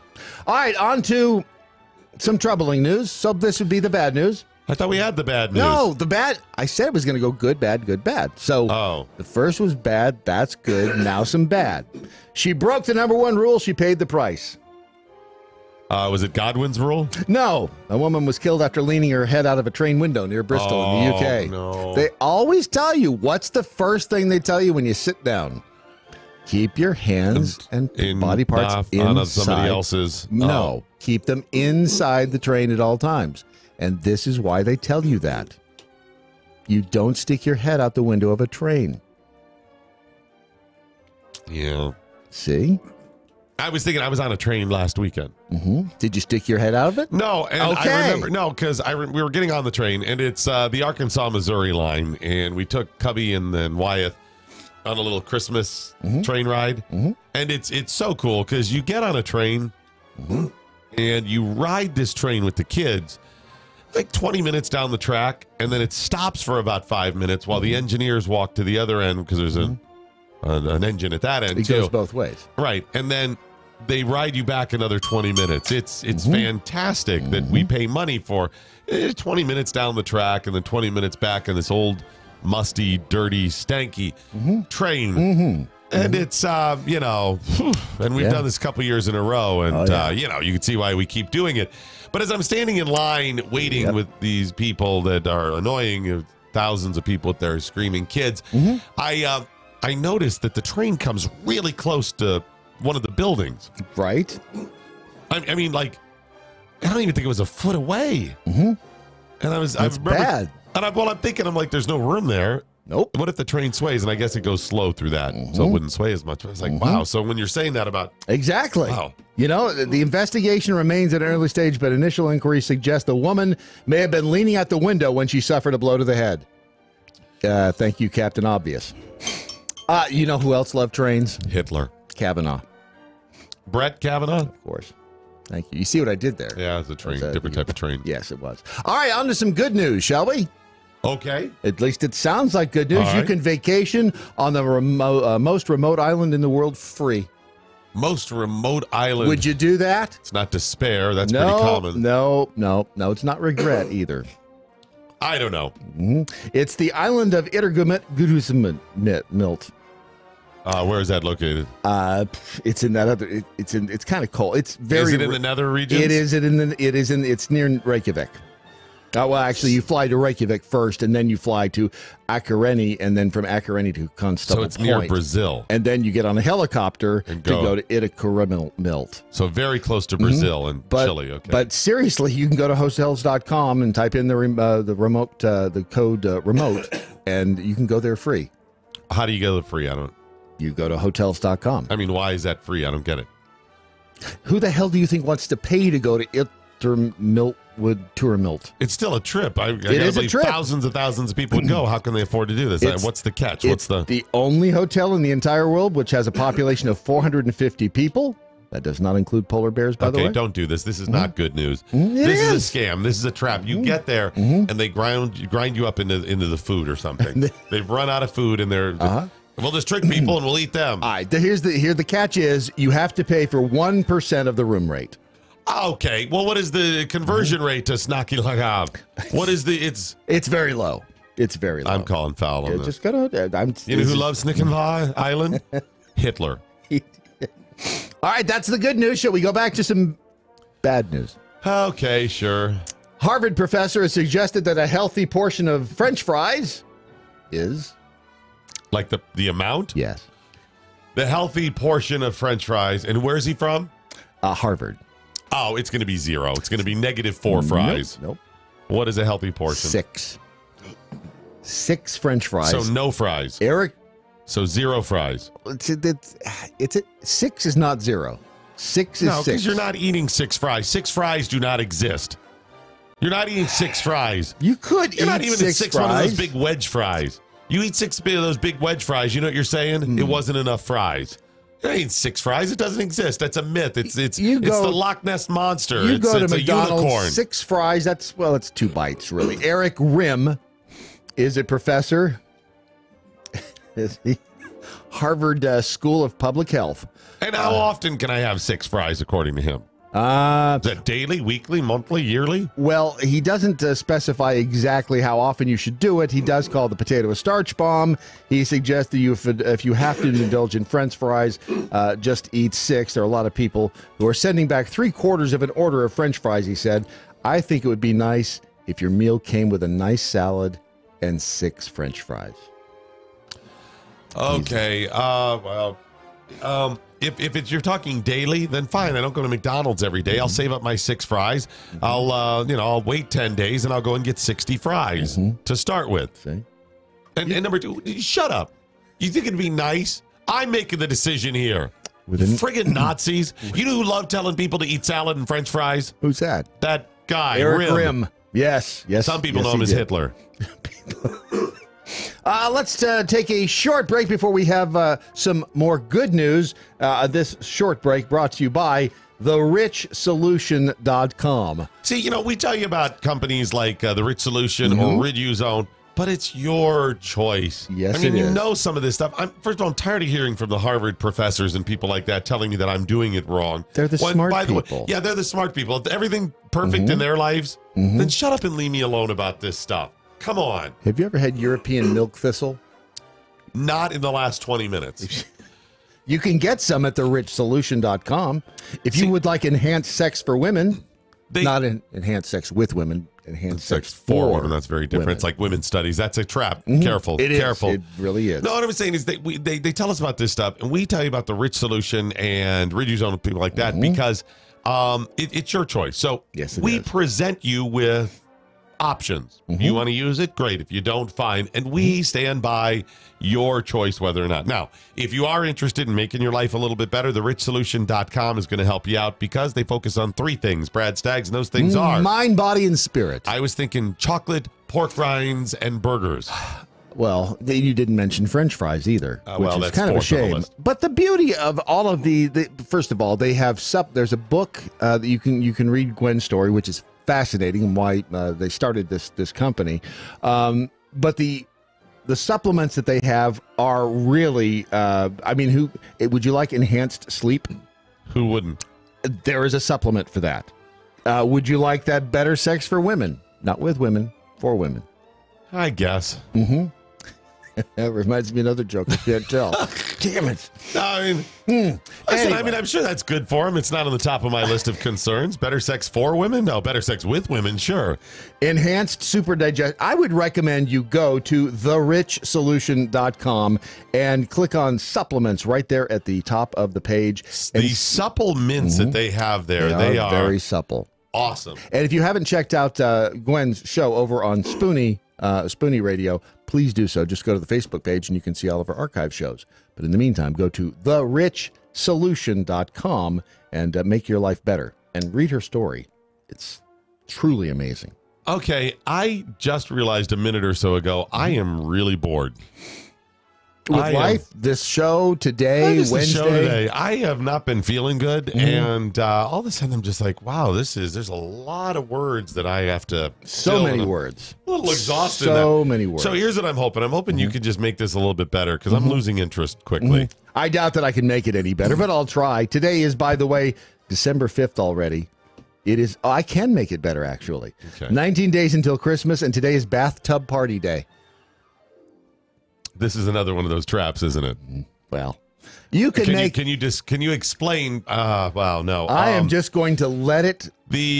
I'm going to let it sit right there. It's bathtub party. Have you ever had history? Have you ever had a bathtub party? Sorry, those records are sealed, my friend. What is the history of this? Is this? It doesn't matter. Did Mattel start this? It's what if you want to. If you got kids at home, you go, that's great. We're going to have kids. Whatever. That's great. That could be your bat. If you're an adult, no kids, you could have your own bathtub party. Well, I'm just curious of the history of this. Did Mattel start it to support their water sport toys? I'm sure it was. They have those kind of toys. Kids in the bathtub. Oh, kids' toys. Yeah. I'm sure it was started as a way to sell something. Most of these days were, and in this case, it could just be a way to sell a good time. It was on this day in 1945 they were lost. 1945. Yep. It was the 7 stranded castaways. Very close. Found on Gilligan's Island. Very close. The aircraft squadron lost in the Bermuda Triangle. Never did find them. That's fake. It's not real. Did they find them? There wasn't even a real story. No one was even really lost. Yes, they were. A lot of people were lost. It's bad. And in 1933, this ended. Apartheid in South Africa, 1933. Very, very close. I know. I know. The first ending of the temporary McRib sandwich offer. No, but very close. Prohibition. In when? 1933. It was that late, wasn't it? Yes, you think of it in the 20s, but it was that, yeah. Little Richard's 85 today. Wait. Still alive. Prohibition of alcohol. Yes. Okay. Little Richard Pettibone. No, Little Richard. Is that his last name? Pettibone. Mm-hmm. It's not very impressive. I've seen it. And Martin Van Buren would be 236 years old today. Martin Van Ruin. He ruined the country. That's what they called him. Martin Van Ruin, because of his economic failures. Martin Van Ruin. And are you impressed that I knew both Little Richard Pettibone and Martin Van Ruin? Did you know this? Our weird fact: if you were to remove all of the empty space from the atoms that make up every human on Earth, the entire world population would fit into an apple. Are you talking Rachel McAdams? I'm talking the empty space from the atoms. Are you talking just every people human. named Adam? Everybody. Oh. Okay. No, well, we'd all be in the same apple. The Radio Revolution, MoJo 50. Oftentimes throughout the year, we ignore the good deeds that are done in the world and opt to focus instead on all that is wrong with the world. However, around the holidays, especially at Christmas, we allow ourselves a moment to reflect on the selflessness of people rather than the selfishness that can be found in stories on most any newsstand or political website every other day of the year. Maybe it's the festive decorations and lights or the coming together of families that brings out the best in people, but when it happens, it makes headlines. In November, one anonymous and generous giver blessed the lives of many at a Walmart in New York. According to store management, a Secret Santa paid off the entire layaway debt of Walmart shoppers in the amount of $50,000. The gesture did not go unnoticed. Peyton McCormick, a Walmart spokesperson, said, "When customers quietly pay off others' layaway items, we're reminded how good people can be. We're honored to be a small part of these random acts of kindness." A resident who lives nearby said, "At this time of the year and with everything that's going on in the world, I think it's such a fantastic story to hear." While not everyone is fortunate enough to be able to spare $50,000, the amount that is given is perhaps less important than the gesture itself. I can tell you from personal experience that just knowing you help someone who may be having a hard time figuring out how to pay off their layaway so that their children can have a great Christmas will be one of the most rewarding Christmas gifts you can ever give to a stranger and yourself. The positive impact for you and them will last a lifetime. Merry Christmas, and that's today's Reality Check with Susan Knoll. Never Forgotten Apparel is more than just a premium women's and men's clothing line. It's a movement to remind us to wear American made and serve those who serve us, our heroes. Never Forgotten Apparel gives 20% of their total sales to nonprofits that support homeless veterans and off-duty firefighters, and 50% to individual veterans and firefighters in need nationwide. Check out neverforgottenapparel.com, use promo code DOC, and get 15% off your purchase. That's neverforgottenapparel.com. Damn that Matlock. Why? He brought the sick in. He brought it in, and now I'm ill as well. Did I not warn you to not kiss him? And if you did, don't use tongue. Did I not warn you? You've got to understand the temptation that comes with, seeing Matlock every day and not kissing him. Well, and it's just... He wants it. You see how he's dressed. I know, but it's I don't feel good, and it's all in the pressure and the... How are you feeling? I feel all right today. Yesterday I felt kind of crappy, but yeah, I feel all right. And crappy how? Explain how. My stomach. Anywhere else? Head pressure? No, not really. I don't. My head's fine, but see, you start. That's nasty. I'm just saying it's a struggle. So it's all his fault. Mm-hmm. All right. Dirk Thomas, by the way, is okay with limiting his fries to 6 as long as they're the size of a full potato. Okay, I'll give you that. That's fine. And by the way, what is with shoestring fries? Stop it. Why do shoestring fries still exist? Those are the type of fries that they should serve in Venezuela. Shoestring fries. I mean, I'm not talking normal or small. I'm talking true shoestring fries that are very small, like thin. They're better as onion rings. Okay, I'll give you that's fine. But shoestring straws are a failure, and stop it right now. If you're going, they're okay. No, they're not. Sorry, shoestring fries compared with normal size.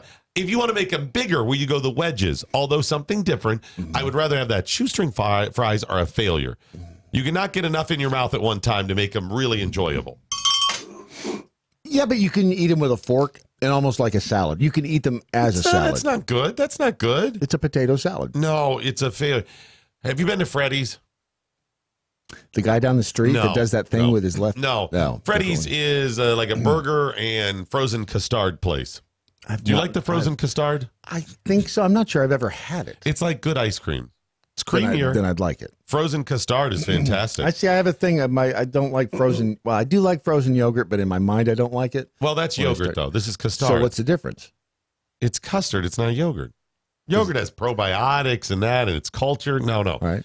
Oh, I want frozen custard. So you got your ice cream. Uncultured. You got your custard. All right. And you got your yogurt there, and they're different. They're different price. So which one's tapioca? Okay, that's something completely different as well. Ice cream is cream that has been iced.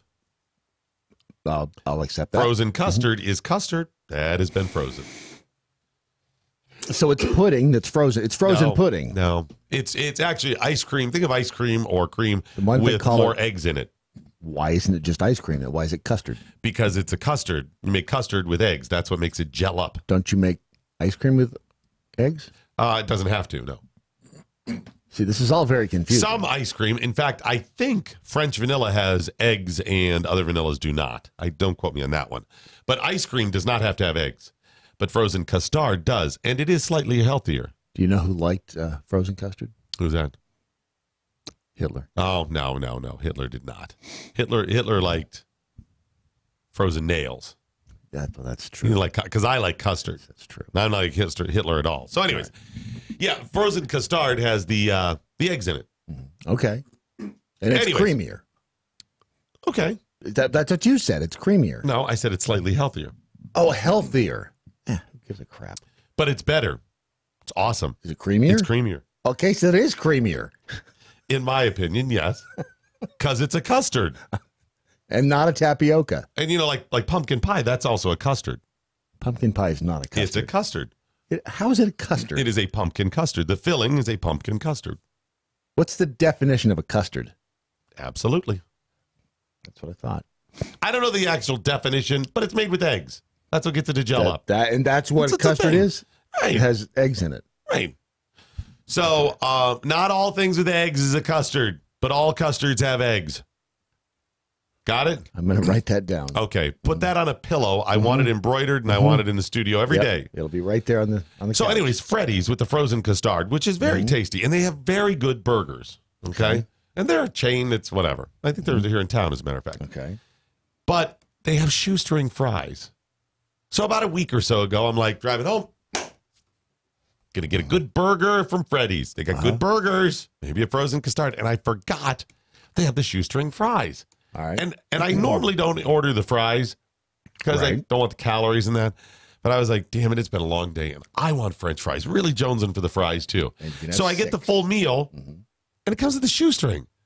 And I open the bag, and just disappointment. That's all it is. Just disappointment. You know who liked shoestring fries? Hitler. That's who liked them. Well, it's better than no fries at all. No, it's not. No, because they're a disappointment. Because you know what it is? The whole time you're saying, I wish these were good fries. But you're eating something. You've got the taste of fries in your mouth. No, whether because, they're shoestring or not. Smokey Bill Robinson said it best.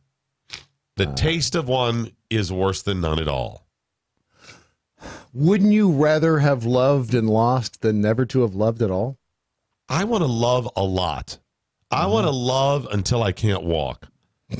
I'm sorry. I want to love until I'm bedridden. Again, to quote another great culturist, the guy, the sexual comedian, got in trouble, the Louis C.K. And he said, remember, Thanksgiving's not over when I'm full. It's over when I hate myself. Not everybody, maybe not everybody feels this way, but, I'm the mouse who, once I realize that I push the button and I get the cheese. Keep pushing the button. I just gave you cheese. How More much cheese? Did Dirk Thomas like cheese? I don't know. Maybe. Okay. So, no, shoestring fries are a fail. They're a constant reminder that I don't have good fries. I would rather just move on and be done with the entire thing. I don't want one Oreo cookie. Would you like an Oreo cookie, Brad Staggs? If that's all I could get, yes. If I could only have one Oreo, you just take the little bite. I don't understand you. You take the little bite and you put it on your tongue and you swash it around. I know, but I can make two M&Ms last for half an hour. Yes, I know. I don't understand that either. But the point is, and they you love get it. the whole time, the Oreo, you're going, I just want, that wasn't enough. It doesn't satiate me. It doesn't fill me up. That's a personal problem. And you're going to have to take that. You don't want to be filled? Talk to Freddie. You don't want to be full. You don't want to be filled. I do enjoy being full. Okay. I do. Not too full, but just full enough. Right. But so how do you know when you're done then if you're just kind of nibbling like that? Well, if all you're done when you're done with it because that's all you have. That's the deal. So you would so if there were 1 million Oreos in here, you're just working your way through. You say that like it's a surprise. Of course. What good are Oreos if you're not going to eat them? No. I know, but I mean, so you're not done until the Oreos are gone. Exactly. I'm not a quitter. That's what you're saying. But you eat them slowly enough, so it's just I will eat the Oreos your slowly. meal of 1 million Oreo cookies never ends. Technically. True. Okay. True. You make it last. Don't rush it. Enjoy every. You give me 1 million Oreo cookies. That's several meals. 1 million Oreo cookies to you is one lengthy, slow, grazing meal. For me, it is many, many meals. So you're saying you could nibble and then walk away and nibble and walk away? No, I fill up until I'm. My God, I'm disgusted by Oreos. There's still 4 left. And that's I'll the eat problem. those next time. See? I'm not saying I'm wrong or you're wrong. I'm just trying to understand the psyche here. I like to do it until it feels good, not overstuff. Nobody likes an overstuffing. And then just wait and just go do something else for a while. So you want the lingering. So you try to get to that place that it's good, and then you just stay there. Right. For a million cookies. If I can get my hands on that many, absolutely. See, I want the whole just fill up, loaded, stuffed with the cookies because it feels good, and then I bask in the glow of the cookies I just ate until I'm hungry again. You just lay there and sleep. That's fine, too. You can go into a sugar coma. Wow. I bet there's a lot of people that have chosen sides on that, too, and saying there. Who's not going to eat the cookies if they're sitting right there in front of them? Not the point. It's the process by which we eat them that I'm trying to get to. I'm a scientist here. I'm a researcher. I'm a student of human nature and culture. I'm just trying to figure it out. You don't want to stuff the cookies in your mouth all at the same time. You know why? It's like the psychiatrists. They become that because they're trying to figure themselves out. I'm trying to understand myself by understanding others' nature. Does that make sense? It does. It does. It was very existential. So again, which, by the way, brings us back to eggs and custard, I think. No, it was shoestring fries, and I don't know how we started on that. I don't either. What's that guy's name? That's Ron over there. Where'd he go? I don't know. Where he went? Do we need him? No, I guess not. Okay. Were we reading tweets and communiques? That was going on? Because I have something really profound to get to, and I'm delaying it because it's just going to piss me off. MoJo Mofo is over on the MeWe. I like to eat the cream out of the middle of an Oreo. And that's another way of eating. By the way, are you one of those people? I can do it both ways. I can Stop with the Oreo people. You guys, you people that open it up and eat the stuff out of the middle, stop it. That is the wrong way to eat an Oreo. What the hell is the matter with you? Well, then, no, because then you end up, it's kind of a double treat. You got two different treats and you're not mixing them. So I can see, I've done it both ways. And you guys are such a fail here. Listen, I mean, if you want to, my libertarian leaning say, go ahead and do it. As long as it's not costing me money, great. Right. But you're eating it improperly. Sorry. The sum is greater than the total of its parts when it comes to an Oreo. Yes, is the cream, it's not even cream, by the way. You know what that is? It's lard and sugar. That's all it is. It's Crisco and sugar. That's what's in the middle of that. But, well, it's not lard. It's there's a difference. Well, lard is technically animal-based, so you're right. But it's like Crisco and sugar. Mm-hmm. Fat and sugar. Gotcha. And it's good. You say that like it's a bad thing? No. I'm just saying that's what it is. And then you got the little chocolate cookies. I guess they're chocolatey-esque, right? Yeah. Okay. Yeah, they have some chocolate in them. Tremendous. Both very good. If you said you want a scoop of lard and sugar or fat and absolute. Crisco and sugar, yes, I'll take a spoonful of that. Right. You want some little chocolate cookies? Absolutely. Okay. But Mr. Oreo in 1871 came up with this dynamic, amazing product. The sum is greater than the total of its parts. You got two good things. You put them together. Right. And the sum of them is fantastic, but it actually goes a little bit better. There's an extra je ne sais quoi when it comes to an Oreo by combining them. So when you separate those things, you are really denying yourself that extra little spark of goodness that comes from combining them. What if you only eat half the cream by itself, leave half the cream and the cookie parts, eat half the cookie, and then at the other end of it all, you eat the cookie and the cream together? So then you're getting both experiences at the same time. That's fine. That's fine. I would even say this. If you've got many, many Oreos and you want to have the first couple, a little appetizer by separating them, fine. But you got to get to the two together. Because there is that extra something special, that extra spark that comes with combining. Let me give you an example. Do you like corned beef? I can tolerate it. Okay. How do you feel about rye bread? I like rye bread. You like Swiss cheese? I do like How do you Swiss feel cheese. about sauerkraut? I enjoy a good sauerkraut. Do you like a Reuben? I do like a Reuben. I've seen you order Reubens many times. That's true. And yet you started by saying corned beef. Yeah, it's okay. Well, when I think of corned beef, I think of the hash corned beef. Okay, but the point is, each one of those things are fantastic. You can put them in different orders, but there is something special that happens when you combine all of those ingredients into a Reuben. I think it's the sauce. The Thousand Island? Yeah, but it's more than just Thousand Island. It's Thousand Island with something else in it. It's Thousand Island. That's all it is? It's Thousand Island. Don't do that. Don't do that. There are some people that may put a little something special into it. There's something special. But listen, what Sebastian does in the back of the restaurant, something special to the Thousand Island, that's fine. That's his business. But most of the time, Reuben invented the sandwich and then passed all the secret ingredients down to Sebastian. Okay. But, that's the basic thing. There's something special. The sum is greater than the total of its parts. There's an extra thing that happens when you put them all together. So stop with the separating of the Oreos.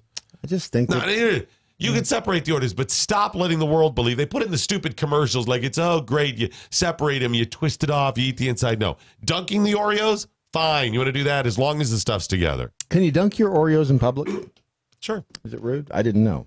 Karen over on Facebook, eating cream at a mint Oreo cookie is like licking the frosting off your cake. Yes, that's a failure. Why is it a failure? What's wrong with licking the frosting off your cake? Because there is something special that comes with frosting and cake together. I don't know. Do you ever just buy a jar of frosting? No. Why not?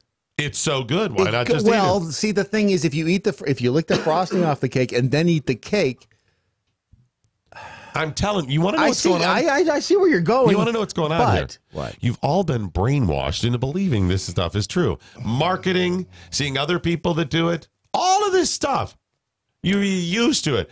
If you really like the frosting that much, and some people probably do, but most of that, just go buy a thing of frosting. What are you screwing up the cake for? It doesn't. No, because that's just. See, I did that with. No, the you're baby. locked into society, man. What they've been brainwashing you. This is the type of stuff that Hitler did to people, making them think stuff is right that's not actually right. It's the mix of textures. You're right, Missy. It's the mix of textures.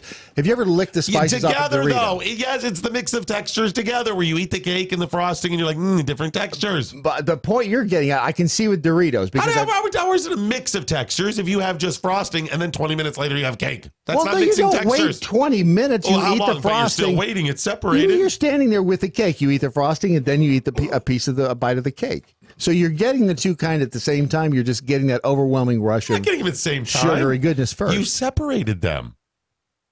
Yep. All right. For instance, the M&Ms, the caramel M&Ms. If I'm you not let them familiar sit, with them. yes, you are. If you let them sit in your mouth long enough, the chocolate melts off. The outer candy coating, the chocolate melts off. You're left with a creamy, or the sticky caramel center. Which, if you get 2 or 3 of those in there at the same time, you got a nice caramel ball in your mouth. After you let the chocolate melt. So you're getting the combination, but you're also getting. You're not getting the combination. Yes, you are initially. And then you just let that caramel ball sit there and you can let it melt. The only reason that makes sense is out of convenience. No, it's a pleasure thing. It's not a convenience thing. It's pleasure. No, because you're actually eating 3 different things there. A candy shell, a little bit of chocolate, and a little bit of caramel. And it's fine if you say, I like candy shell, and I like chocolate, and I like caramel, because you're not eating them together. You've already said you go through layer after layer, which is fine. That's great. So you could theoretically just eat a crunchy candy shell, and a little piece of chocolate, and then caramel. You could do that and get the same effect. But it's all together, and it's a time released, and you don't have to think about it. Just chuck them in your mouth. That's different. You're not taking it. So there is there's no convenience factor with scraping the icing off the cake and then eating it. It's very different. Otherwise, just go and get the icing and the cake separate. You cannot just eat icing by itself. That's my point. You can't do that. Right, but you can do it if you have the icing and then you have a bite of cake within the first couple of minutes. Why You're not waiting 20 minutes. Why are you mandating that cake has to come with the frosting? Because a big can of frosting is just too much of one But you're thing. willing to eat a big scoop of frosting separate from the cake. But you know the cake is coming next. If you just have the can of frosting, you realize that's all I've got is the frosting. I'm not getting any cake after this. I'm just eating frosting. These are the type of rules that Hitler set up in Nazi Germany. That's what you're talking about. I am freeing you from these. I'm saying that if you're willing to just have it, which is a failure, fine, but then just go and order frosting. And if there's a market for it, how come somebody hasn't sold just Oreo cookie centers? Did I just, is that what we worked through here? Somebody somewhere is coming out with Oreo cookies. Look at that guy. See? That guy. That's Ron right over there. Who? Ron. That's Ron Phillips. Yep. See? Brad. The inside of the Oreo cookie on the outside of the single cookie. Oh, but how do you get your fingers from getting all sticky? I don't care. That's a good point. There's a man who knows what he likes. He's still trying to cram the cookie in there. Why not just Oreo cookie centers? little discs of goodness. Texture. It's the texture mix. Crunch. Yeah. That's right. Now I can see where they could have why don't you do it this way, where you know the Doritos with the Cool Ranch and then the spicy one, so you have two in there. Right. Why don't they do it this way, where you've got the cookies in one little pouch and the filling in the other pouch, so you can mix. This and is match why I hate working with an ensemble. This is it right here. This is the crap right here. You've taken a brilliant idea and you've mucked it all up with all of your other crap. The idea is Oreo cookie centers. Mm-hmm. The ensemble is killing this. You're killing I would independent buy those doc. only if they were the double stuff size. And cold. They need to be sold frozen. No, not frozen. Why? Cool them down so that they don't get all over your fingers. Refrigerated, not but frozen. Frozen. All right. It's like eating an ice cube, dude. I'll see that. Eating an ice cube. You drink an ice cube. You don't eat an ice cube. Or ice cream. Such a failure. What are we talking That's about? the Custard? problem. You know what is not a failure, and that's the right-on game. Oh, that is true. That's very true. And we forgot at the meeting last night to set a definitive. Yeah. Here, a week from Thursday is on the table. I will tell you this, though. You need to, and Ron, what was the prize? Okay, so here's the thing: when you order the Right On game, and you should, because it's a game that, well, the slogan is mocking the left field so right. Here's what we want you to do: order your own Right On game. Go to rightongame.com. Order your game. And then play it at Christmas time, whenever you have the family over, because you're bound to have some left-leaning folks in the family somewhere. Sure. You don't tell them what the game is about. You just start playing. But before you start playing, set your phone or a camera or something up so you're getting this all on video, because we have just learned what the prize will be for the contest for the best video when you send it in. And it's going to be... Yeah, so she's going to give away an Amazon Echo Show, right? That is, I think that's I have the Amazon Echo with the video screen on. I do have one of those. I just didn't know what it was called. It's an Amazon Echo Show. It's a $130 value plus a $25 Amazon gift card to go along with it. So that's going to be the prize for the best video. So look, I don't know why you're even still listening to me and you're not online ordering your own version of the Right On game. Go to rightongame.com, order a couple of them, because you're going to want to give at least one for a it's actually a really good gift to have 4 or 5 at the Did you get the contest dates? No, I did not. December 22nd through January. You look 2nd. at me like I have all this information. Well, I was looking it up when you were talking about it. I just know that it's a really cool idea to get the game, to play it, to videotape it, and to send the video to us, because, and we'll tell you how to do that later. This is a guy who only eats frosting with a cake chaser. That's right. And now, you're we don't expecting have, him to nothing details. wrong with that. We don't have information on where to upload the videos. No, and not stuff yet. We'll just get that. Look, but the one step at a is, time. The contest is from December 22nd to January the 2nd. And you could win an Amazon Echo Show valued at $130 and an Amazon gift card valued at $25. That's pretty cool. And let me just hand it to Karen over at the Right On game, because we came up with that off the top of our head, and she liked it so much she ran with it. See, there it is. Right now, somebody's running with Oreo cookie centers. Yes, with cooled off refrigerated Oreo cookie centers. So rightongame.com, get your copy of it. It's a lot of fun, and we're going to play it when we're drunk one day. Some of us are not beholden to societal norms. Some of us don't, decide how we're going to act based on by other people's perceptions or values. We have our own values. You get to an Some age. people say why, and there are those of us who say why not. That's true. You're So, right. Yes. I cannot argue with you there. And you do get to an age where you just don't give a crap. So I've been waiting to play this, and I was going to do this on Monday, and I have to get to it, and it's ticking me off. You know who Representative Joe Kennedy is? Yes. He's a representative. Yes, he is. And he's a Kennedy. Is it from Massachusetts? Yes, Massachusetts. The 4th Congressional District. New York, but yeah. He took to the floor of the House and offered an impassioned speech on General Motors and the changes that they were making. Oh, good. And here is what he had to say. Mr. Speaker, on Monday, General Motors went to bed with a record $3.2 billion in profit last quarter alone. Its shareholders went to bed with a 5% surge in stock prices, plus $10.6 billion that the company has spent on buybacks since 2015. Meanwhile, 14,000 GM workers spent a sleepless night wondering if their jobs and livelihood would still be there for them the next morning. The question here, over here. Yes, you in the front row there. Doc Thompson, MoJo 50 radio. Question yes, there. Why is a congressman concerning himself with what workers in the private sector are going to bed thinking about? Maybe he is just concerned about his fellow man and being a more intelligent than your average bear Democrat. Well, let's say as a representative, he wants to make sure people have jobs and that, but isn't that really the job of the private sector? You know, you start going down that road, you just... Maybe he's saying, as a congressman, we need to make sure there is a favorable business climate, and by favorable business climate, get the hell out of the way. Yes. But that doesn't seem to be where he's going with this thing. Doesn't. Let's listen to some more.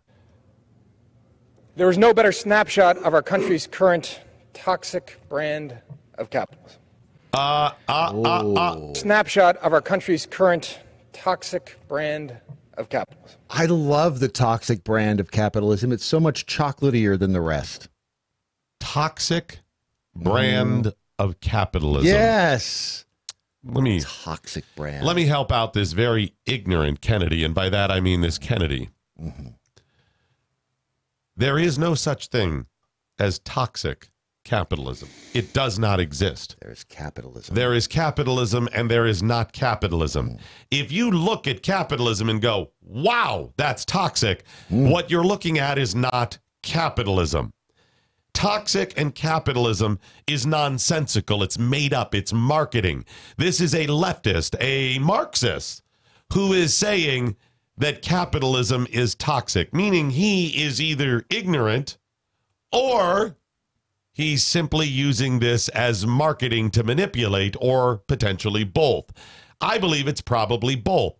Ironically, he's saying capitalism is toxic to what? To shore up capitalism? No. To move farther from capitalism. I'm sure if you challenged him on some of this, you say, well, corporations have too much control of our economy, and therefore capitalism has become tainted. Therefore, we need the government to step in and regulate capitalism more? That always works. Folks, just like you being forced to choose between fascism, the road to fascism, meaning nationalism, or the road to communism, meaning globalism, there's another failure here. You're being asked to choose between cronyism or socialism. That's what you're talking here. The Alexandria Ocasio-Cortezes or the Rep. Joe Kennedys, the third, are telling you that capitalism is bad, it's toxic. And they point to the failures of our system right now. And look around. When it comes to our economic structure and capitalism in America today, there are lots of failures, but I assure you, it is not the failure of capitalism or the free market. It is the failure of people like Alexandria Ocasio-Cortez or Rep. Joe Kennedy III, who want to control it and want to make it more socialism. Capitalism and the free market solve their own problems. It's regulated by itself. It is consumer driven. It is the ultimate. If you like it, use it. And if you don't, don't. Anything else, corporate America controlling it, is cronyism. And make no mistake, I don't support the cronies.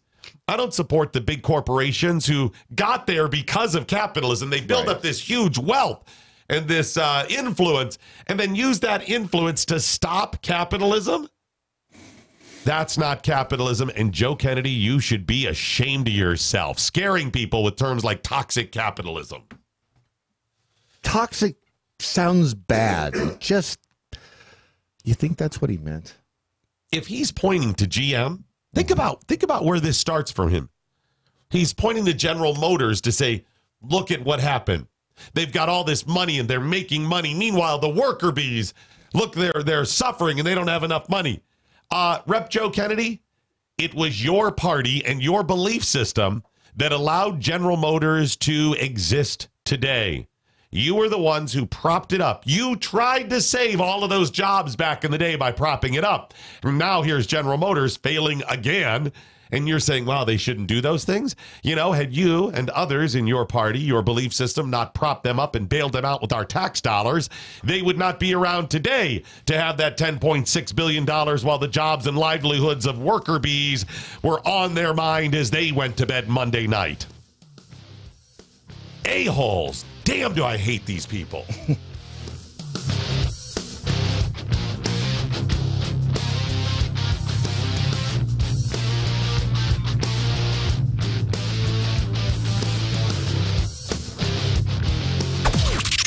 This is the seditious, rabble-rousing, liberty-loving, home of fun, entertaining, and compelling talk.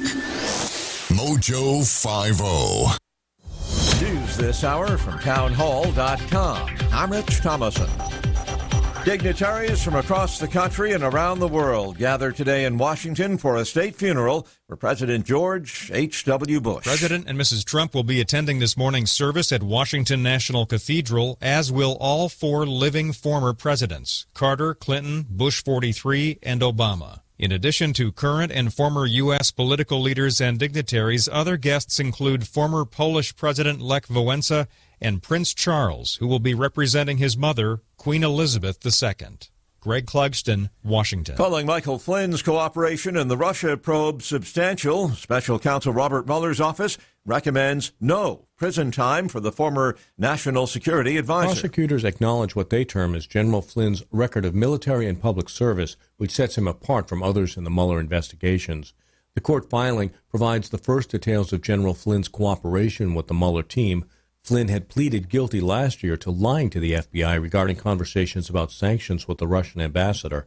Prosecutors had filed a sentencing memorandum ahead of a Tuesday deadline, with Flynn's December 18th sentencing approaching. Defense lawyers will have an opportunity to respond with their own recommendation next week.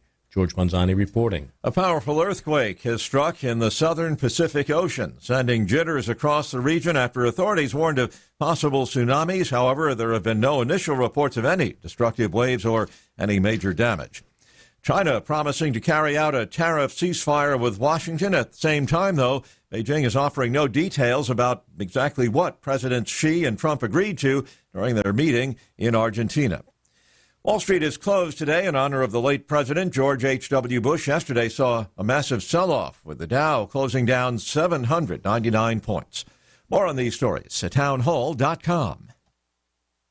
It looks like you're losing. I am. Are you losing weight? I am losing. I've lost about 10 pounds. How are you doing it? Funny name, but I've done it with Riduzone. RADUzone.com, and the stuff works. It's, you get into all that, the molecule this and the found in that. All I can tell you is it makes you feel full, and it keeps your mind off of wanting to overeat. And also boosts your metabolism, so you're burning more. Yeah, Try it today. It's going to work for you like it's worked for Brad and countless other people. Riduzone.com. RIDUzone.com. The Conservative Cartel.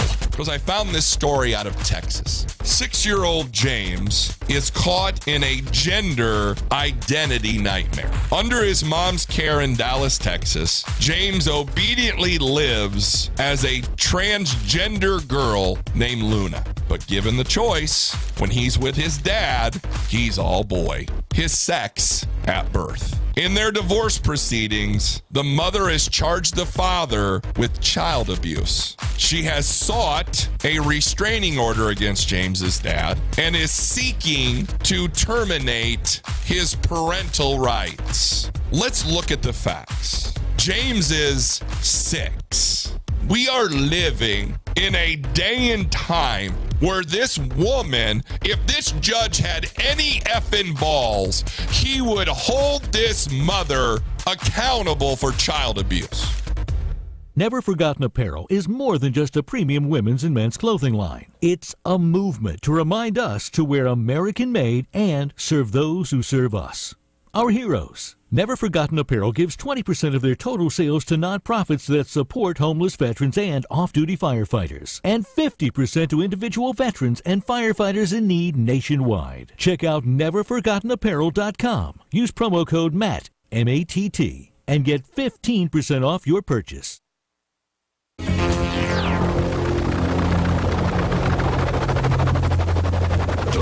Mother ship has landed. All right, lots of communiques coming in all across the social media spectrum. It's at Doc Thompson Show, at Real Brad Staggs. Please use the hashtag What I Learned Today. Well, it's kind of amazing over in the MeWe chat room. Tom and Heather commented over there. It's not a dick joke.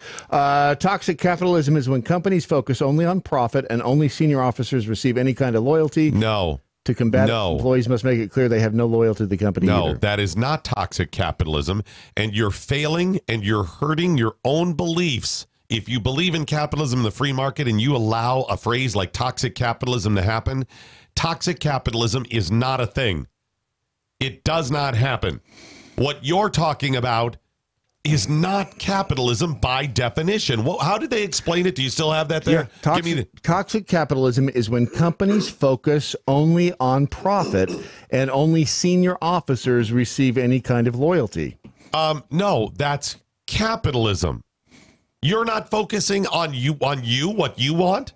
Capitalism is based on you getting value and wanting and doing. So, do you want more? Okay. Do you want to give money away to other people? Great. Then that's your choice. They've made their choice. Now, if you say, well, it's a failure when they manipulate and they pay off government. Yes, you're right. But that is no longer capitalism. That's cronyism, supporting laws and rules and regulation and using those people on K Street, those lobbyists, to stop your competition. That's cronyism. What you're talking about is capitalism, but what you're doing is envying somebody else what they have and saying, I support redistribution. That's what you're doing. You're coveting what somebody else has. You're saying that company isn't paying people their worth. Then don't go work for them. Well, and I think in the second part of their comment, to combat it, employees must make it clear they have no loyalty to the company either. Yes, as individuals. Because if you start doing that with other employees and you side up and you get a union, sorry, that's not capitalism either. That's you as a group threatening the company. Sorry. It's not capitalism. Capitalism, you decide to work with somebody or not. That's it. Make your friggin' contract. You don't like the company, don't do work with them. You're not paid enough, go elsewhere. Tom and Heather, my fault. Did not. My fault. I take the full responsibility. Sorry, it's just really frustrating. People don't understand that. What they described is capitalism. And if you don't like that company, then don't buy stock in the company, don't use their products, or don't work for them. But you get the same choice. If you deny the company their right as owners of the company. He's talking about cronyism. He's agreeing with you. Right. It was my fault for not reading the entire. Okay, that's fine. No, I just want people to understand that I'm not attacking them. There's a lot of people that do that, supposedly believe in capitalism, and then you know what they do? They go, well, that company just has too much money, or that person. I thought you believed in capital. Well, just some people shouldn't have that much, so some limitations. Right. Stop it. As soon as you do that, it's the slippery slope of socialism, and that's what you people are doing if you don't understand it. We're in heated agreement. All right, let me just move on then. Col Allen West joining us now. How are you, sir? Colonel West, are you there? I'm doing very well. I'm here. Okay. I was listening to you guys just rant. I was just like, it's a little early for that, isn't it? Good morning to you, too. Colonel West, it's so frustrating that people don't understand these things. We were talking about Representative Joe Kennedy III. Don't teach it. They don't teach these things. No. Okay? That's the problem. We don't have a system of education. We have a system of indoctrination. I mean, you look at, the darling of the leftist progressive movement now, Congresswoman-elect Alexandria Ocasio-Cortez, she thinks that our Pentagon budget is $21 trillion a year.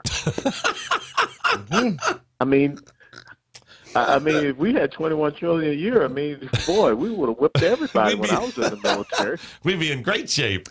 But I think you're missing the point. Her tweets are very entertaining. She's going to provide years of entertainment. Yeah, sadly, but that is what we have happening. And understand that she has a degree in economics from Boston University. What does that tell you? She should get her money back. No, her parents should get their money back, not her. Yeah. No, and we had started with one of her soon-to-be fellow Congress or representatives, Representative Joe Kennedy. We just played a clip of him discussing General Motors and shutting down some of their lines and all of that, where he said, this is an example of our current toxic capitalism. And I argued that that's not a thing. Capitalism is capitalism. And if you're talking about, cronyism, yeah, that's bad. But capitalism is not bad. That's bad. No, you're absolutely right. And the thing is this, when you look at what General Motors did, I mean, this is all about the Chevy Volt. For whatever reason, they thought that people would drive these teeny tiny little ugly electric cars. Well, the American people don't want to drive teeny tiny little ugly electric cars. I have a Toyota Tacoma. I like my truck. Yeah. And then I have a Jeep Wrangler Rubicon. I like my Jeep. And then I have a motorcycle. So obviously their marketing department did not do good consumer research. And so guess what? That's part of what goes on in the free market economic system, is that businesses make bad decisions and businesses may fail. Now, what happened previously is that the American taxpayer should not come in and bail out any private sector business for the bad decisions that they make. That's the real lesson of the free market and capitalism in the private sector. So, sadly, GM made a bad decision. They're going to lay people off. But someone else will make a better decision, and those workers will be able to find a job elsewhere, or they can take their skills as we are, reintroducing production and manufacturing in America, and they'll be able to find something else, because right now we have more jobs open in America than we have people to fill those jobs. So the left, I don't know. I guess they prefer nationalizing of economic production. And I remember when I went through Checkpoint Charlie over to East Berlin, I saw their version of General Motors. It was called a ugly car that came in two styles, 2-door and 4-door, and in 3 colors. I don't think we want to go to that. No, I think you're absolutely right. We obviously know that the people like Alexandria Ocasio-Cortez are misleading. You've got a lot of younger people who are so far removed from the obvious threats of communism, World War II and some of the other battles we fought, the Cold War, that they are just ignorant. They don't understand. So, Colonel West, how do we battle this? How do we explain? Our belief is we've got to be vocal, and we've got to, like Ronald Reagan did, use humor and satire to point out these failures. Sure. No, I think that's a very important, that self-deprecating kind of way to be able to articulate these things. And one of the great things that just happened this past week, or over the weekend actually, was the Young America's Foundation won their lawsuit against the University of California, Berkeley, which was doing everything they could to keep conservative speakers from being able to go on its campus. That's where we have to go. We have to go in, we have to challenge these students, we have to challenge these very far leftist professors. And again, let's just talk about the very present example of the failure of socialism in Venezuela. Venezuela was one of the richest countries in Latin America. And then all of a sudden, a guy by the name of Hugo Chavez takes over. And, Danny Glover's running down there, Sean Penn's running down there, Oliver Stone's running down there talking about how great socialism is. Well, you know what? None of those people have been back since they've been feeding folks out of garbage cans. And that's what we ought to, explain. Well, is socialism so great? Go down there and eat out of a garbage can now. So what I think you have, Colonel West, I think you have really a small number of younger people and older people, but talking of younger generations, a small number of them that have, really become indoctrinated like the Alexandria Ocasio-Cortezes out there. And then a lot of them, the majority of them, are uninformed. Okay, they believe a little the media or what a professor has told them. But I believe if you had the opportunity, somebody like you had the opportunity to sit down with 3 or 4 of these, or a dozen, or speechify in front of them, that you could easily open up their eyes. It wouldn't take very much to say, guys, this is the truth. This is the way forward. No, I absolutely believe that you're correct. And because when you talk to a lot of these young people, and even like you say, some of these old heads, the old heads are more like Lenin's useful idiots. When you get them past their initial talking points, they're done. Case in point, all over my neighborhood here with those signs with that 4-letter word, Beto, B-E-T-O, and who was running for Senate here in Texas. And when you talk to people, it was, well, he's cute, or he reminds me of Bobby Kennedy. But I'd say, well, what about his principles align with, the economic growth policies that have, enabled Texas to be such a leader in the country? Well, I don't know too much about that. Well, Isn't that most important? Other than you think that he's cute, which that's debatable. But that's what the left runs on. The left runs on image. And if we don't understand that we have to package conservatism, we have to market conservatism so that its image is very appealing. I mean, we will win the message battle, but we just have to make it appealing, especially to the young people. It's marketing. Look, again, it is all marketing, and that's the failure of General Motors. They went out and did poor marketing research, and they thought people want to drive an ugly little electric car called a Chevy Volt. Well, we don't. Yeah, I think you're right about that with marketing with our message. We have the right message, we have the right ideas, and we know that. It's just so easy to say, what about those people? If you don't support government supporting them and all of these leftist things, you're just a hater or a racist or that. It's really difficult to battle that. Well, truthfully, having been born and raised in the inner city of Atlanta, Georgia, when you look at what the policies of the left, i.e. the Democrat Party, has done, this has been economic enslavement. This has been economic depression. And we are talking about economic empowerment. When you look at Lyndon Johnson and, how he was going to give checks to women who had children out of wedlock, he decimated the black family. So again, we can talk about all these things, and I get sick of the great phrase that I love is the soft bigotry of low expectations. That's what the left has. Wow. They have this elitist attitude. They say, we're going to help you poor little people. And if you don't want to help the poor little people, you're a bad person. And so we've got to give them things because they really can't get out there and achieve like I can achieve. And see, to me, that is the most racist thing. That is the most xenophobic thing to say. That is the most harmful thing to say to anyone is that you can't achieve unless we give it to you. Right. And they're no marketing. one on us. Yeah. I was going to say they market it as, well, we care. But what they're really saying is you're too stupid or ignorant or whatever to do it yourself. That's really insulting. I've said before, Colonel West, if I was a minority in America today and I heard that stuff, I would be so annoyed. How dare you tell me that you know better than me and are going to do it for me? I mean, I'm a man. I can do stuff myself. Just get out of my way. No, but they're telling you that you can't. I always tell people that when Barack Obama in his first campaign came out with that slogan, yes, we can, he was not talking about the individual American. He was talking about government. He was talking about government. Yes, we can take over your life. Why? Because later on, 4 years, when he stood up and said in Roanoke, Virginia, if you own a business, you didn't build that. That's incredible. The most disrespectful thing. Absolutely. So it's not about you being able to do something. And I got to tell you, Doc, that's why my conservative hero is Booker T. Washington.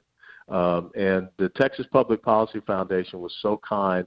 They re-released his autobiography, Up From Slavery, and they allowed me to write an updated foreword for it. Because here is a man that was born into slavery. But yet he became one of the greatest orators and the greatest educators that this country ever knew. He hosted the president at his institution in the Deep South that he started and created. He visited a president in the White House. He went to Europe and spoke all across Europe. But he was born into slavery. Now, what is the excuse that you have today? I've talked about this before. One of the people I admire most, historical figures, Americans, is Harriet Tubman. An amazing woman. I mean, what she accomplished and sacrificed and bold, and as a woman in the era as well. And then later in life, dedicated herself to charity and opened basically a home for I think it was for elderly women. But amazing people, and these are people who went and did in spite and against all odds. Absolutely. And I would tell you that if Harriet Tubman was alive today, she'd be a card-carrying life member of the National Rifle Association. She carried a gun because she told everybody that she was helping free. This gun is to shoot you, because if you turn back, we're all in trouble. It's That's amazing. Right. That's absolutely right. So, Colonel West, tell us about the organization you're working with now. Yes, the Texas Public Policy Foundation has been around for almost 40 years, and they are the largest policy center think tank outside of the D.C. area and the largest state-based. And I tell you what, their policies have been very influential for the success of the state of Texas, but also for the United States of America. They've been so successful. Now we have an office up in Washington, D.C. So Texas, there's a reason why it's a Lone Star state. I mean, Texas is a shining example of what America can be. But, Doc, the thing that we have to be concerned about when you look at this last election is that these successful policies are being countered by people that are coming to Texas for its economic opportunities from failed blue states, but yet people are still holding on to those same failed ideologies and principles and values. And it's occurring, right here in Dallas where I live, in Houston, Harris County, Austin and Travis County, and San Antonio, Bexar County, El Paso. So the major urban centers are always where the left focuses, and that's why I'm working with the Texas Public Policy Foundation with what I call the Booker T. Washington Initiative, is to get conservative principles back into the minority communities, because that's where we have seen the greatest failure of leftist policies. It's really about talking to people and explaining. When you do that, people get it. They just haven't been given the truth. I think that's a lot of it. And that's what Reagan did. I mean, when you started out, Reagan said, this is who I am, this is what I believe in, this is the America that we can help restore as a shining city on the hill. And he used that self-deprecating humor to get that message across, and he warmed everyone to it. We're going to go ahead and tweet out a link and post a link on other social media pages. It's the Texas Public Policy Foundation. Yes, and also it's the Up From Slavery, the autobiography of Booker T. Washington that they re-released, and I wrote an updated foreword to it. That's awesome. We'll go ahead and post that. Is it TexasPublicPolicyFoundation.org? It's just TexasPolicy.com, yes. isn't it? Oh, okay. TexasPublicPolicy.com. Okay. All right. Colonel West, one of the things we've been working on in this new platform, because we just launched here officially weeks ago, a couple months ago, is to try to be the gateway here. I'm a staunch conservative in my personal life, very conservative person. But as far as the way the world ought to operate in government, I think America's was founded on a pretty libertarian set of values of, don't infringe somebody else's rights, live your life. And then the conservative part comes into that personal responsibility of be a good person and go and do as well. And that's what we are kind of here to try to take this platform as a gateway. If you say to younger people, hey, let me tell you about the alternative minimum tax, the 17th Amendment, and some of this, their eyes just glaze over. They don't get it. Yeah. But if we can wrap it in some good humor and entertainment, and they get a little something, then we just push them on down the line to the Texas Public Policy Foundation. No, you're absolutely right. And that's the key thing is that, again, it comes back to that word marketing. You have to tailor your message to the audience that you're trying to influence. And we have not recently done a real good job of that, and especially explaining liberty and freedoms and individual responsibility. One of the things that I tell folks is don't call the left liberals, because they are not liberals. True classical liberalism is what John Locke talked about, and that's individual rights and freedoms and individual sovereignty. And somehow they have been able to steal that language and manipulate that language, which is something they do very well. And so now they're calling themselves liberals when they're not. There is nothing liberating about the government dictating to you your rights and privileges. And, Thomas Jefferson talked about each and every one of us have the inalienable right of pursuing our happiness. But when you have people like Bernie Sanders or whatever trying to say that they can guarantee your happiness, we have become really confused about what's a right and what's a privilege in the United States of America. And if we continue to believe that folks like Bernie Sanders, Elizabeth Warren, Spartacus, Booker, and others, if those are the folks that are giving us our rights, then those are also the folks that can take them away. We are launching something on Memorial Day that I want to let you know about too, and any direction, advice you could give us would be a big help. On Memorial Day, we're going to start a tour, 50 days. We're going to broadcast in a different state, 50 states in 50 days. We pack up the gear, head to the next state, and it's to support veterans. And I say support because we have more veterans than ever before, and we have failed them, continue to fail veterans to give them what we promised them. And it's not help that they can't do stuff themselves. It's that we need to make sure to put them in a position to succeed. There's a lot of veterans that are suffering PTSD and they don't know where to turn in order to help themselves. And we want to hold the the VA accountable. There's more failures popping up again. So we'll raise some money for veterans charities, continue to talk about the failures from the Veterans Administration and that, and that'll be over 50 days. So any direction you can give us, we'd love to help. Well, I will tell you that I wear a simple little ring on my salute hand on my trigger finger. It's called the hashtag 22kill ring. And if 22 push-ups for $22, you can get one. But the thing is that we still have 20 to 22 veterans on average per day that are taking their lives in the United States of America. And so many people are still, focused on our current veterans out of Iraq and Afghanistan. But, a lot of our Vietnam veterans are still suffering. They're out there, they're homeless and things of this nature. And, we need to let them know that these opportunities and services are there for them. And, shame on us for being a country that would turn our backs on the people that were willing to stand on freedom's ramparts and ensure that we could live in this incredible land and incredible country. So I applaud you and I thank you for that. And, as you go around, try to tie into some of the local veterans organizations that are doing some great things, the American Legions, the VFWs.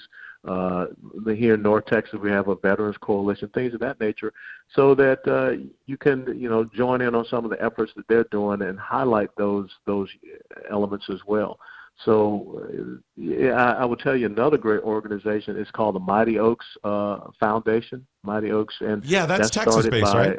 Is that Texas-based? Yeah, that's Chad Robichaud, who was a former United States Recon Marine.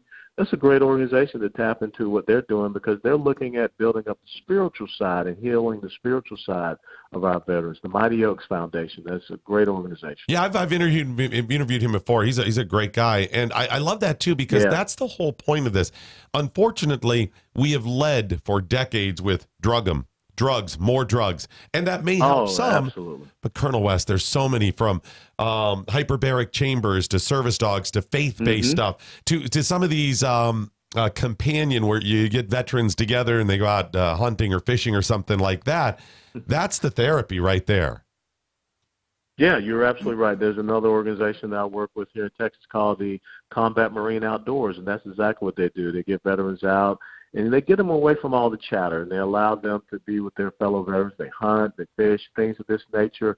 So it's those type of healing things that, the VA just thinks, like you said, give them a bag of drugs and send them away. That's not healing our warriors. That is not. The over-medication, and then the next thing you know, they take their lives. So we've got to come up with those true alternatives that are based upon, restoring the warrior's spirit and his soul. And I thank you for that because, we produce great young men and women that serve this nation, going all the way back to April of 1775 at Lexington Green when they stood against the British.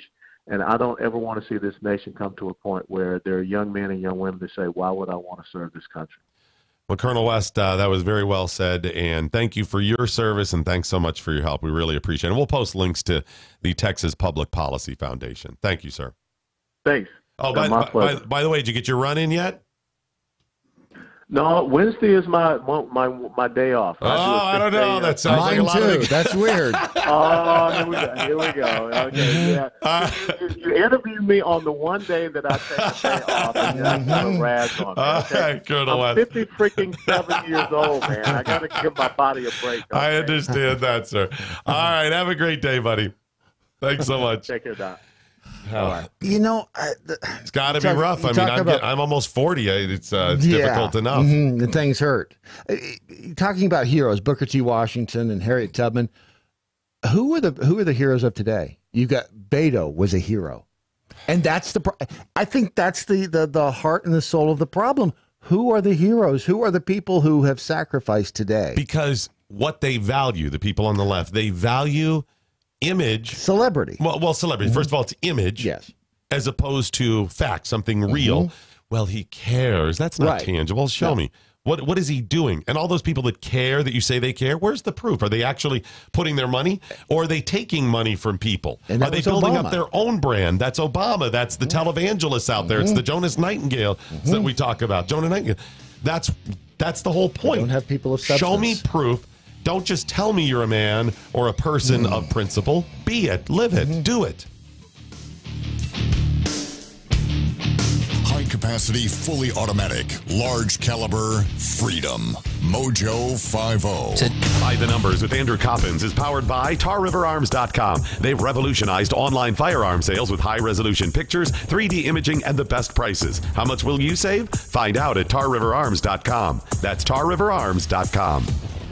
Today's number is 2, as in the 2 million cable subscribers that ESPN has lost in the fiscal year 2018.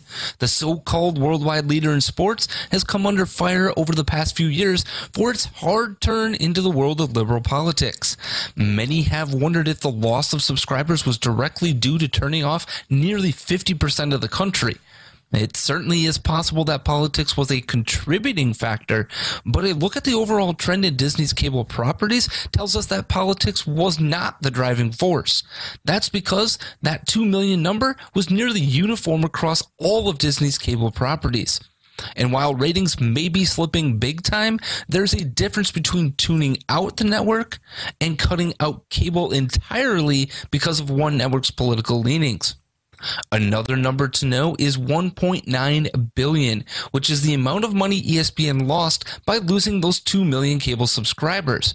On its own, the 2 million number may not seem all that bad. However, considering the fact that ESPN leads all cable fee rates at an average of $8 per subscriber, it's a massive financial hit to ESPN and parent company Disney. Even the launch of its all-digital platform ESPN Plus hasn't been able to buoy the bottom line. ESPN touts 1 million subscribers to that new service, but at just $4.99 a month, it's making up just under a quarter of the money lost by the cable subscribers leaving. It all points to a network in serious trouble as they continue to see increasing costs and decreasing revenue. This has been By the Numbers. I'm Andrew Coppins, and you can follow me on Twitter at The Coppins Show. Hi, good stuff. A lot of people commenting on Colonel Westwood to those comments. But first, I want to talk about Charity Magnets. Charity Magnets is a great organization that's helping cops help kids with cancer. Just go to charitymagnets.com, get all the details. It's basically when you purchase their products, a small portion of that ends up going, I say small, I don't even know what the percentage is. A percentage of it ends up going to help cops help kids with cancer. And again, it's charitymagnets.com. And the thing is, the Cops for Kids with Cancer, they have given over $2.5 million to families over the years. More than $2.5 million with to families with kids battling cancer. And I mean, that's stunning right there. The fact of the matter is, they're not just magnets. I mean, with a name like Charity Magnets, you'd think you'd just find magnets and that's it. But they're more than that. Let's say you want like a badge keychain, and these are cool. That sounds awesome. Let's say you may want a gold-plated license plate honor badge. Can I get one of those? You can get one of those as well. Let's say you want a badge car magnet. You can Wait a minute. You see, that is a magnet, which is why charitymagnets.com exists. You could get, let's say, an honor badge dog tag. All at charitymagnets.com. Benefit a good cause at the same time. Find a good Christmas gift. Because this time of year, look, you shouldn't be buying for yourself. You should be buying for others, namely me. But you should be buying for other people. And if you're going to buy... Wow, that benevolence changed very quickly. Well, let's be honest. Are we being honest? Let's be honest. Yes. Let's be honest. Go to charitymagnets.com, find something cool, and also benefit a great cause at the very same time. See, I used to have this debate with Cal on the air. I told him I, generally speaking, would rather give than receive. We're talking about presents. Because... Okay. All right. Would you rather give than receive? I mean, I like receiving. Don't get me wrong. I'm a giver. I will say I am a giver. I mean, it's not that I'm pretending to be benevolent. I'm faking something. It's not it. I love receiving. Who doesn't like getting stuff? That's true. I feel obligated though if I get something. Okay, and that's a problem. I see where you're going with that. Mine isn't so much obligation as I don't want to have to be helped. Well, but a gift is not helping. A gift is showing appreciation. A gift is... I know that. I got it. But I don't want to have to be the one in need. But a gift, again, is not something that fills a need. That's the thing. The key is a gift doesn't fill a need. A gift fills a want. I don't want to have to be a one in want.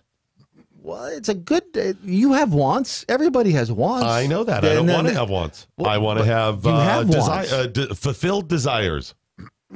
Sometimes a gift can be a fulfilled desire. I want them already filled with having to be beholden to somebody else. That's my libertarian spirit. I do understand that. I do want the fulfillment of the desire without the obligation. I want to be the one that wake up in the morning. Else's. I'm all cool. I got this. Yeah. I got a house, got money, got the whole thing. Great. Let me help you out. And that's not an arrogant, like, I'm speaking down to you. I'm saying, I'm good to go. And now let me help other people so they can also be good too. That's how I am. I'm the one who's, hey, God, I figured this out. But you should be able to receive as well as to give. It's a yin and a yang. I get that. I like the yin. I like the yang. The yin and yang are the sum is greater than the total of its parts. I've heard that rumor. So, but okay, gun to the head, give or receive. You know, at my age, I'm going to receive. Why not? I'm just going to go out on a limb and I'm going to receive. Okay. It's very selfish of you, but okay. It's not selfish. I'm trying to balance the universe. I'm helping to balance the universe. Did that sound authentic? I'm balancing the universe. It's unbelievable. Some people I just want to lay there. Younger, stupid women will believe that. So good. That's okay. You say that like it's a bad thing. I'm not saying it's a bad thing. Just a statement of fact. Communiques now with Bradley J. Staggs. The Steve 42, I think I have a man crush on Colonel West. You could just say crush. Well, it's a man crush. There's a difference. It doesn't matter. This is a judgment-free zone. I've fallen in love with Pat Sajak. Listen, judgment-free zone. You don't have... Listen, you can just say crush. We're not going to go homo. Well, okay, we will just to give you the business. Yes. But we really don't care if you're a homo about it. That's fine. And by that, I mean homosexual. That's me just shortening an official term. A homo-type sexual. So don't your panties in a wad here about this. And if you happen to wear panties, and you want them in a wad, this is still a judgment-free zone.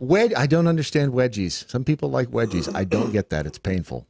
I had a wedgie in 5th grade. They locked me out of the bathroom. I've asked some women about the thongs because that can be wedgie-esque. Butt floss. And apparently there's a difference because it's less material, so it doesn't feel as wedgie. I mean, explain. Number 2, they've said you get used to it. Well, and there's not the pressure. A wedgie technically is that thing is like, hooked up over your... So I'm thinking even with wedgie, maybe you have not tried long enough. Have you tried a thong? Sooner or later, it just goes numb. It's like marriage. Sooner or later, it's just numb. The relationship? That too. So... have you tried a thong? You don't. There are no pictures. So no. No. Have you tried a thong at length? Just define try. Have you worn a thong? Oh, for that's any different for on numerous occasions for long periods? I have one question right now. I want to know why Ron is grinning. Who? Ron, the guy. I don't know who that is. Obviously he looks like the cat. That guy. The canary. Yes, the guy on the other side of the glass. No, I've not tried thongs, but I have $3. Okay, so wow, that's like a. I'm just saying, you guys are. It's worrisome. Just saying. Apparently, if you wear them long enough, they become acceptable to you. Remember, tolerable. There are differences. Maybe even enjoyable. So you're both walking around with panty lines. No, I'm not. You're not? No. Oh, he's gone commando. I didn't say that either. I didn't say anything. I just said no panty lines. That's all. But I am shocked at the number of women who do have panty lines. You would think it's like, and every time I walk by, I say, "Oh, honey, don't." It's. It depends on the woman. Depends on the lines, and depends on. No, it's every. Well, no, the lines are lines. Are lines. I'm okay with some panty lines. No. Why? Depends on the scenario. No. It helps me understand the boundaries of the naughty areas. The boundaries of the what? The naughty areas. I can see the line because that's the naughty stuff, right? Getting into that. Nah, lines are lines. What were you saying, Ron? I probably shouldn't say it again. Thanks. So, play back. I'm just wondering if you'd be willing to try. To see if it's something enjoyable. There are a lot. He paused. He was thinking about it. He wanted to know if there were dollar signs. No, there's no money. This is just this experiment. What is it that I'm trying? This is for the betterment of humanity. Yeah. But it's got to be a couple of days. You can't just, I tried out for 5 minutes. It's uncomfortable. Couple of days working into this to see if it worked for you. Wear it for a couple of days solid? I mean, you can change them. I'm saying in lieu of what your normal activity is down there, and I don't want to know, that you would wear thongs. There can be regular changing of the thongs, several thongs, that type of thing. I'm saying wear that as your undergarments for a few days. I don't know. I'm not opposed to it. It's better than going. If you ask me to choose between that and a spike driven through, then yeah, I'm going to choose the thong. Well, good. He's chose the thong, ladies and gentlemen, and he will report back in a week or so to let us know if it does. I'm not going to go buy a thong. I have a question. Did either of you grow up calling your flip-flops thongs? Yeah. Yes, which was very confusing. Yeah, with the whole underwear movement of the 90s. Yep. Okay. You probably should come up with something other than the underwear movement. Could mean other things. Yeah, it just sounds. So you don't want to buy them. I got that. Just go get cheap ones. What part about you? I don't want to buy. Who wants to go? No, really cheap. They don't. I don't think they make cheap thongs. They do. Just go to Goodwill.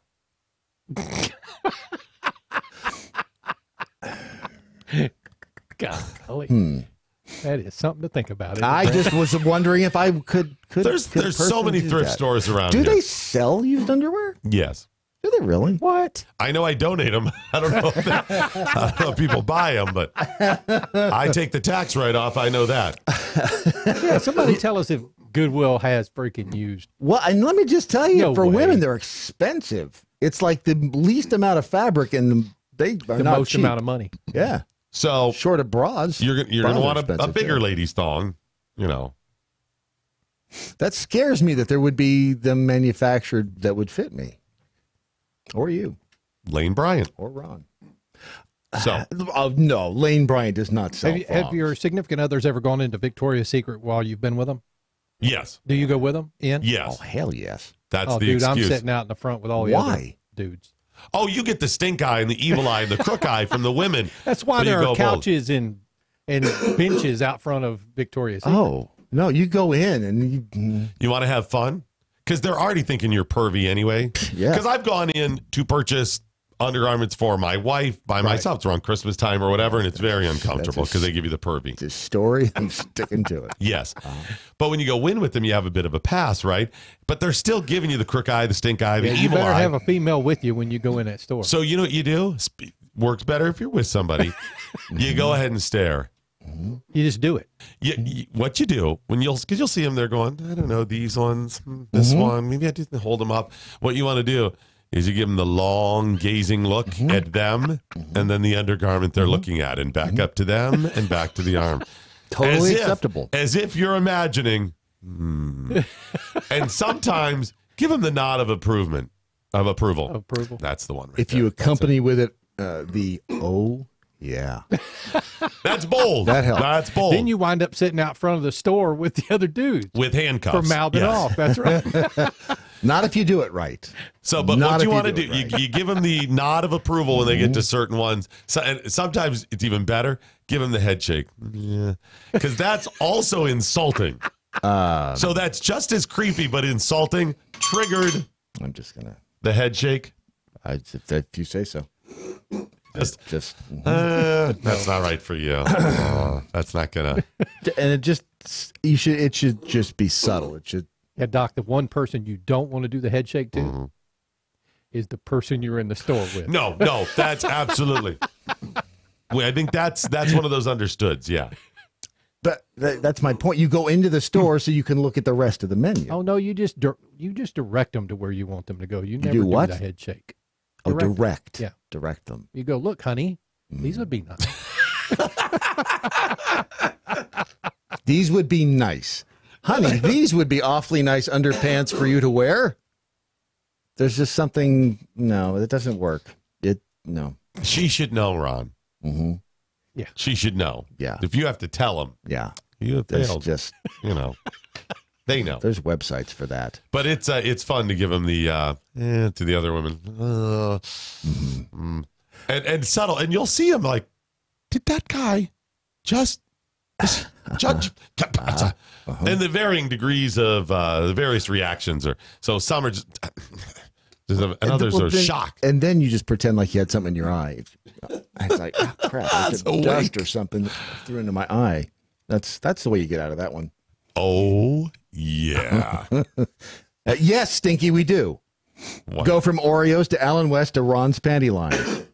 I'm just trying to get Brad to do a little social experiment to see if it's true. The women who say you get used to it or how they are able to tolerate this, that it must be just you do it and it becomes one of those things you do. Well, and I would like to point out that it takes a true professional to be able to cover those topics within the course of 3 hours. It's like cleaning the garage. No one wants to clean the garage. You just do it. Oh, you mean really clean? I have an interesting cleaning question, the garage. What is the age where you stop wearing a thong?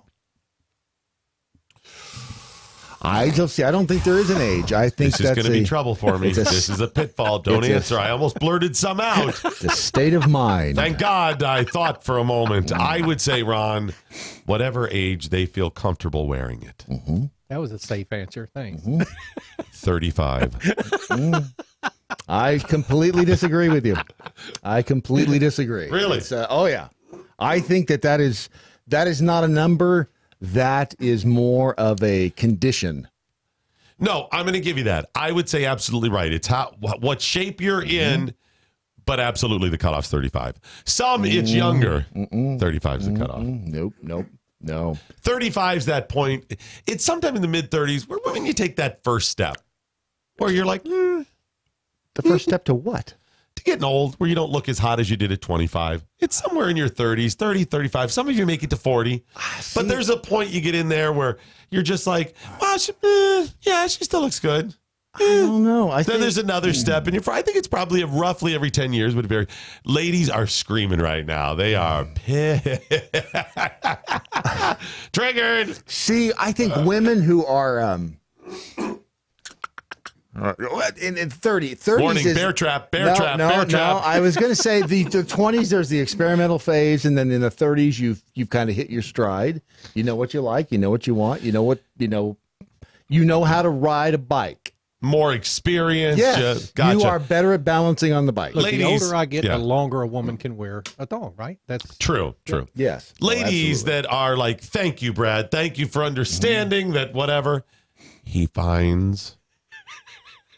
Go ahead. Debbie, what's her name? Schultz.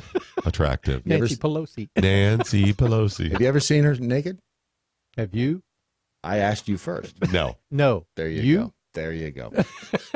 I rest my case. I'm just saying. So you're like, how dare you, Doc? Whatever. No.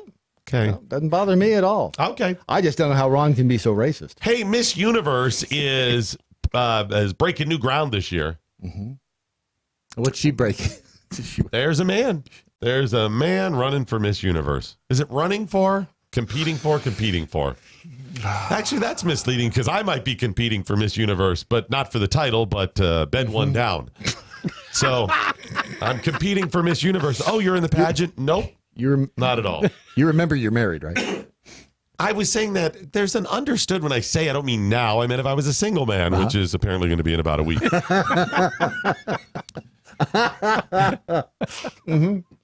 She's representing Spain. Congratulations, Spain.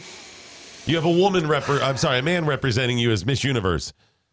This is a transgender person. Dave had this snip thing? I don't know where they're at. Or are they just doing the... a lot of times when they report on the trans stories, they don't anymore give you the details of where they are in the process. Or is it the Silence of the Lambs tuck? Could be. The Prince Albert. Yeah. They often do not tell you where they're at on this journey, this transition. And I think it's because they're transitioning away from the idea that you could only be the other gender once you go through the process. Remember, their attitude, they keep telling us, they being the people on the left, the quilt bag people, that if you believe you are, then you are. But anyways, Angela Ponce won her qualifying rounds in Spain and will represent Spain in the 2018 Miss Universe pageant in Thailand. More specifically, Bangkok. Ponce was the first transgender woman to be crowned Miss Universe Spain and is competing to promote gender diversity and equality. As the competition nears online, bookies are beginning to take action whether or not she will win, and they are doubling down. She is the clear favorite to win. Kind of like Alabama. She being the transgender person that it may be a man. I don't know where we're at on this. Wow. And they wouldn't let dude change his age. Which dude? Dude who wanted to legally change his age. Oh, that's right. Because he identified as a younger guy. How they dare said you. no, and yet Miss Universe can be a dude. It's like the guy who won the bicycle race. At mybookie8.ag, whatever that is, says that she's the clear favorite, current odds plus 600. The what favorite? Clear. Oh, clear odds. favorite. Yeah. And to put it in perspective, the Miss USA, Sarah Rose Summers, has an odds of plus 2,000 if she wins the whole comp, that she will win the entire thing. She might. Okay, so the transgender must have had the surgery. I don't know. Or at least laser hair removal. I don't know. I mean, or do they? Wait a minute. Is Miss Universe the one where they took away the bathing suit portion? Or are they still doing that? Oh, because I confused them. remember But one of maybe. them, or is that Miss USA? What it could be. It's one of them that did away, which their ratings are going to tank now that they've taken away the bathing suit competition, because who the hell wants to watch him play piano? I mean, seriously. Let me help you out, ladies that are competing. If you are competing in these pageants that now have gone to less of a focus on how you look and more of a focus on your talent, let me help you out and say, if you're going to pick a talent, pick one that does not require speaking. Yes. If you are going to show that you are a great orator by performing a great speech, that's going to be bad for you. Try the flute. Here's why. Because men don't want to hear blah, blah, blah. Nope. Wrong or right, ladies. Men are quite often visually driven. Yes. You may think it's wrong. I don't. But even if you think it is who we are. I didn't make the rules. I did not. Ladies, at times, you are as well. I think you understand that. But men are quite often visually driven, and that's okay. And you understand that, and you know that, and you appreciate that. That's the reason y'all get gussied up and wear certain things or whatever. Yes. So let's stop pretending this does not exist in the world, that we're something we're not. It's okay. Let's just run with it. By the way, somebody mentioned, I forgot to do this. And now, the totally acceptable racist joke of the day. Why do police dogs lick their buttholes? Haven't even got to the punchline yet. Why do police dogs lick their buttholes? I don't know. Why do they? To get the taste of white people out of their mouths. This has been the totally acceptable racist joke of the day. I forgot. I was like, oh my gosh. I just figured you didn't want to open the serious interview with Colonel West. No, I slipped it. I'm because he would have attacked. No, sorry, I think I got the wrong number. No, I just got crazy busy here, and I'm not feeling the best, so I'm a little scatterbrained, more so than normal. Yep, got to get the white taste, people taste out of your mouth there. All right. You did there. That's Now, let's move along and tell you about Era Capital Management. Era Capital Management, it's a great company that manages people's wealth. And you're like, well, that's great, but I don't need wealth to manage. Actually, you probably do. You probably have a 401k or some sort of retirement plan that they could help you out with, even if especially if you've left a company and it's your old company. You left the company. What are you leaving it with them for? I forgot about one. And that's the other thing is you may want to go back and see if maybe you forgot you had one somewhere. It may only be $1,500, whatever. $500, whatever. It's found money. It's found money and put it to work for you. So what to do is just contact Era Capital Management. It's eracapitalmanagement.com. Era, like ERA, eracapitalmanagement.com, and contact them. They'll tell you what they could do. Jacob and his team, they do a great job at managing wealth, and to prove it to you, they manage their own money with the same formulas that they will manage yours. So they are incentivized to do well. Yes. Yeah. If you don't make money, they don't. Well, and even what do you pay? Oh, it's got to be some outrageous fee. Nope. Oh, it's a percentage of every trade, and then every time. Nope. It is a percentage at the end of the year, a very small one on what you have. Right. And you're like, oh, well, what if they lose a couple? So drop them. That's all you have to do. Yep. But knowing they're incentivized to do this, if I said, Brad, give me $1 million, you're like, hell no. No. Tell you what, I'll give you $10 million. Will you give me $1 million? Yes, okay, I will. Right. And that's the principle. They're working hard for you. It's Era Capital Management. Contact them today about transferring one of your old 401ks or retirement plans over.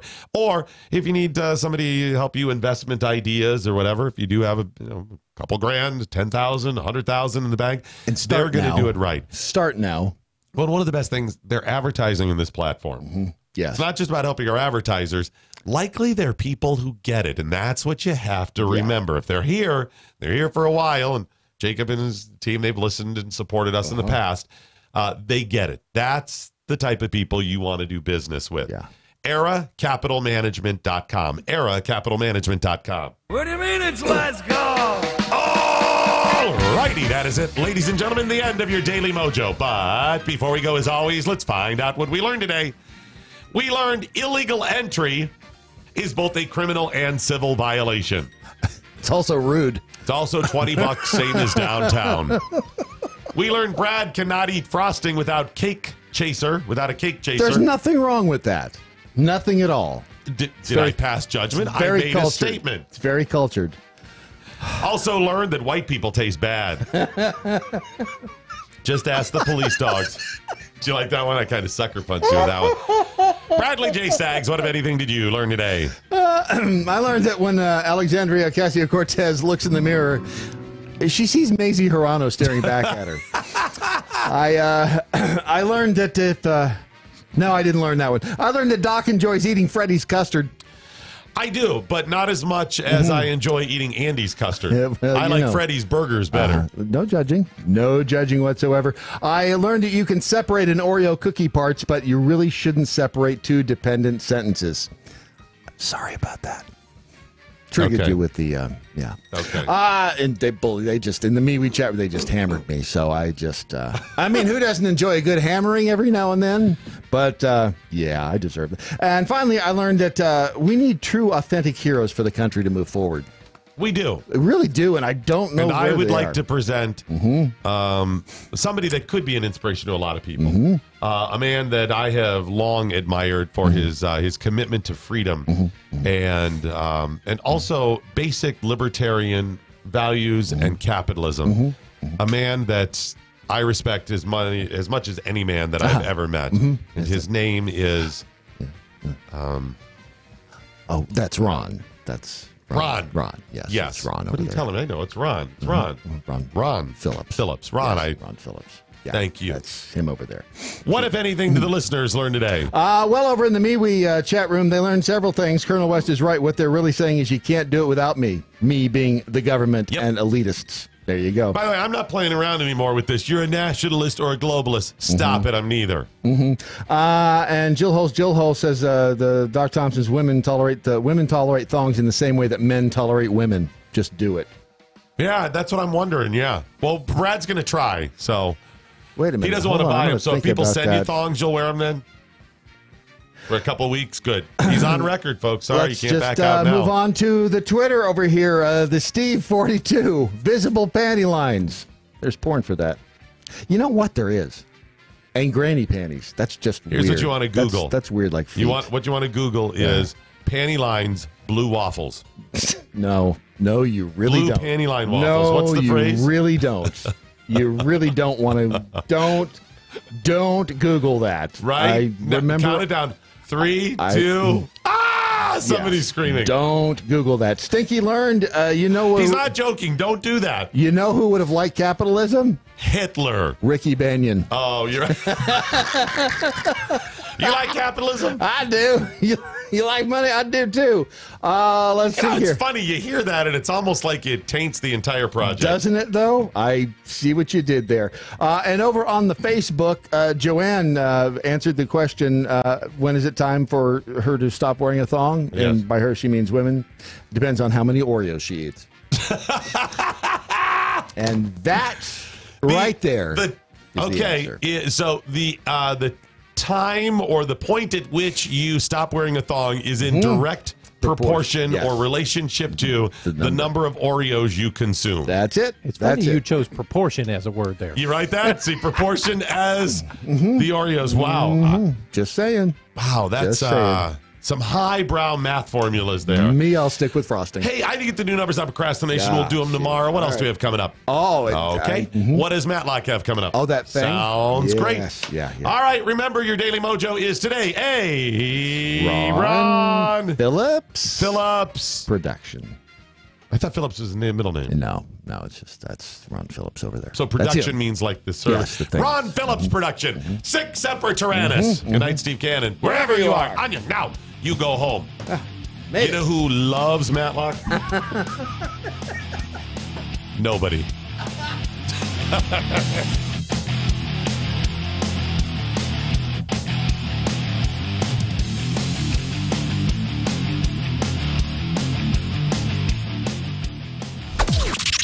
This is the seditious, rabble-rousing, liberty-loving, home of fun, entertaining, and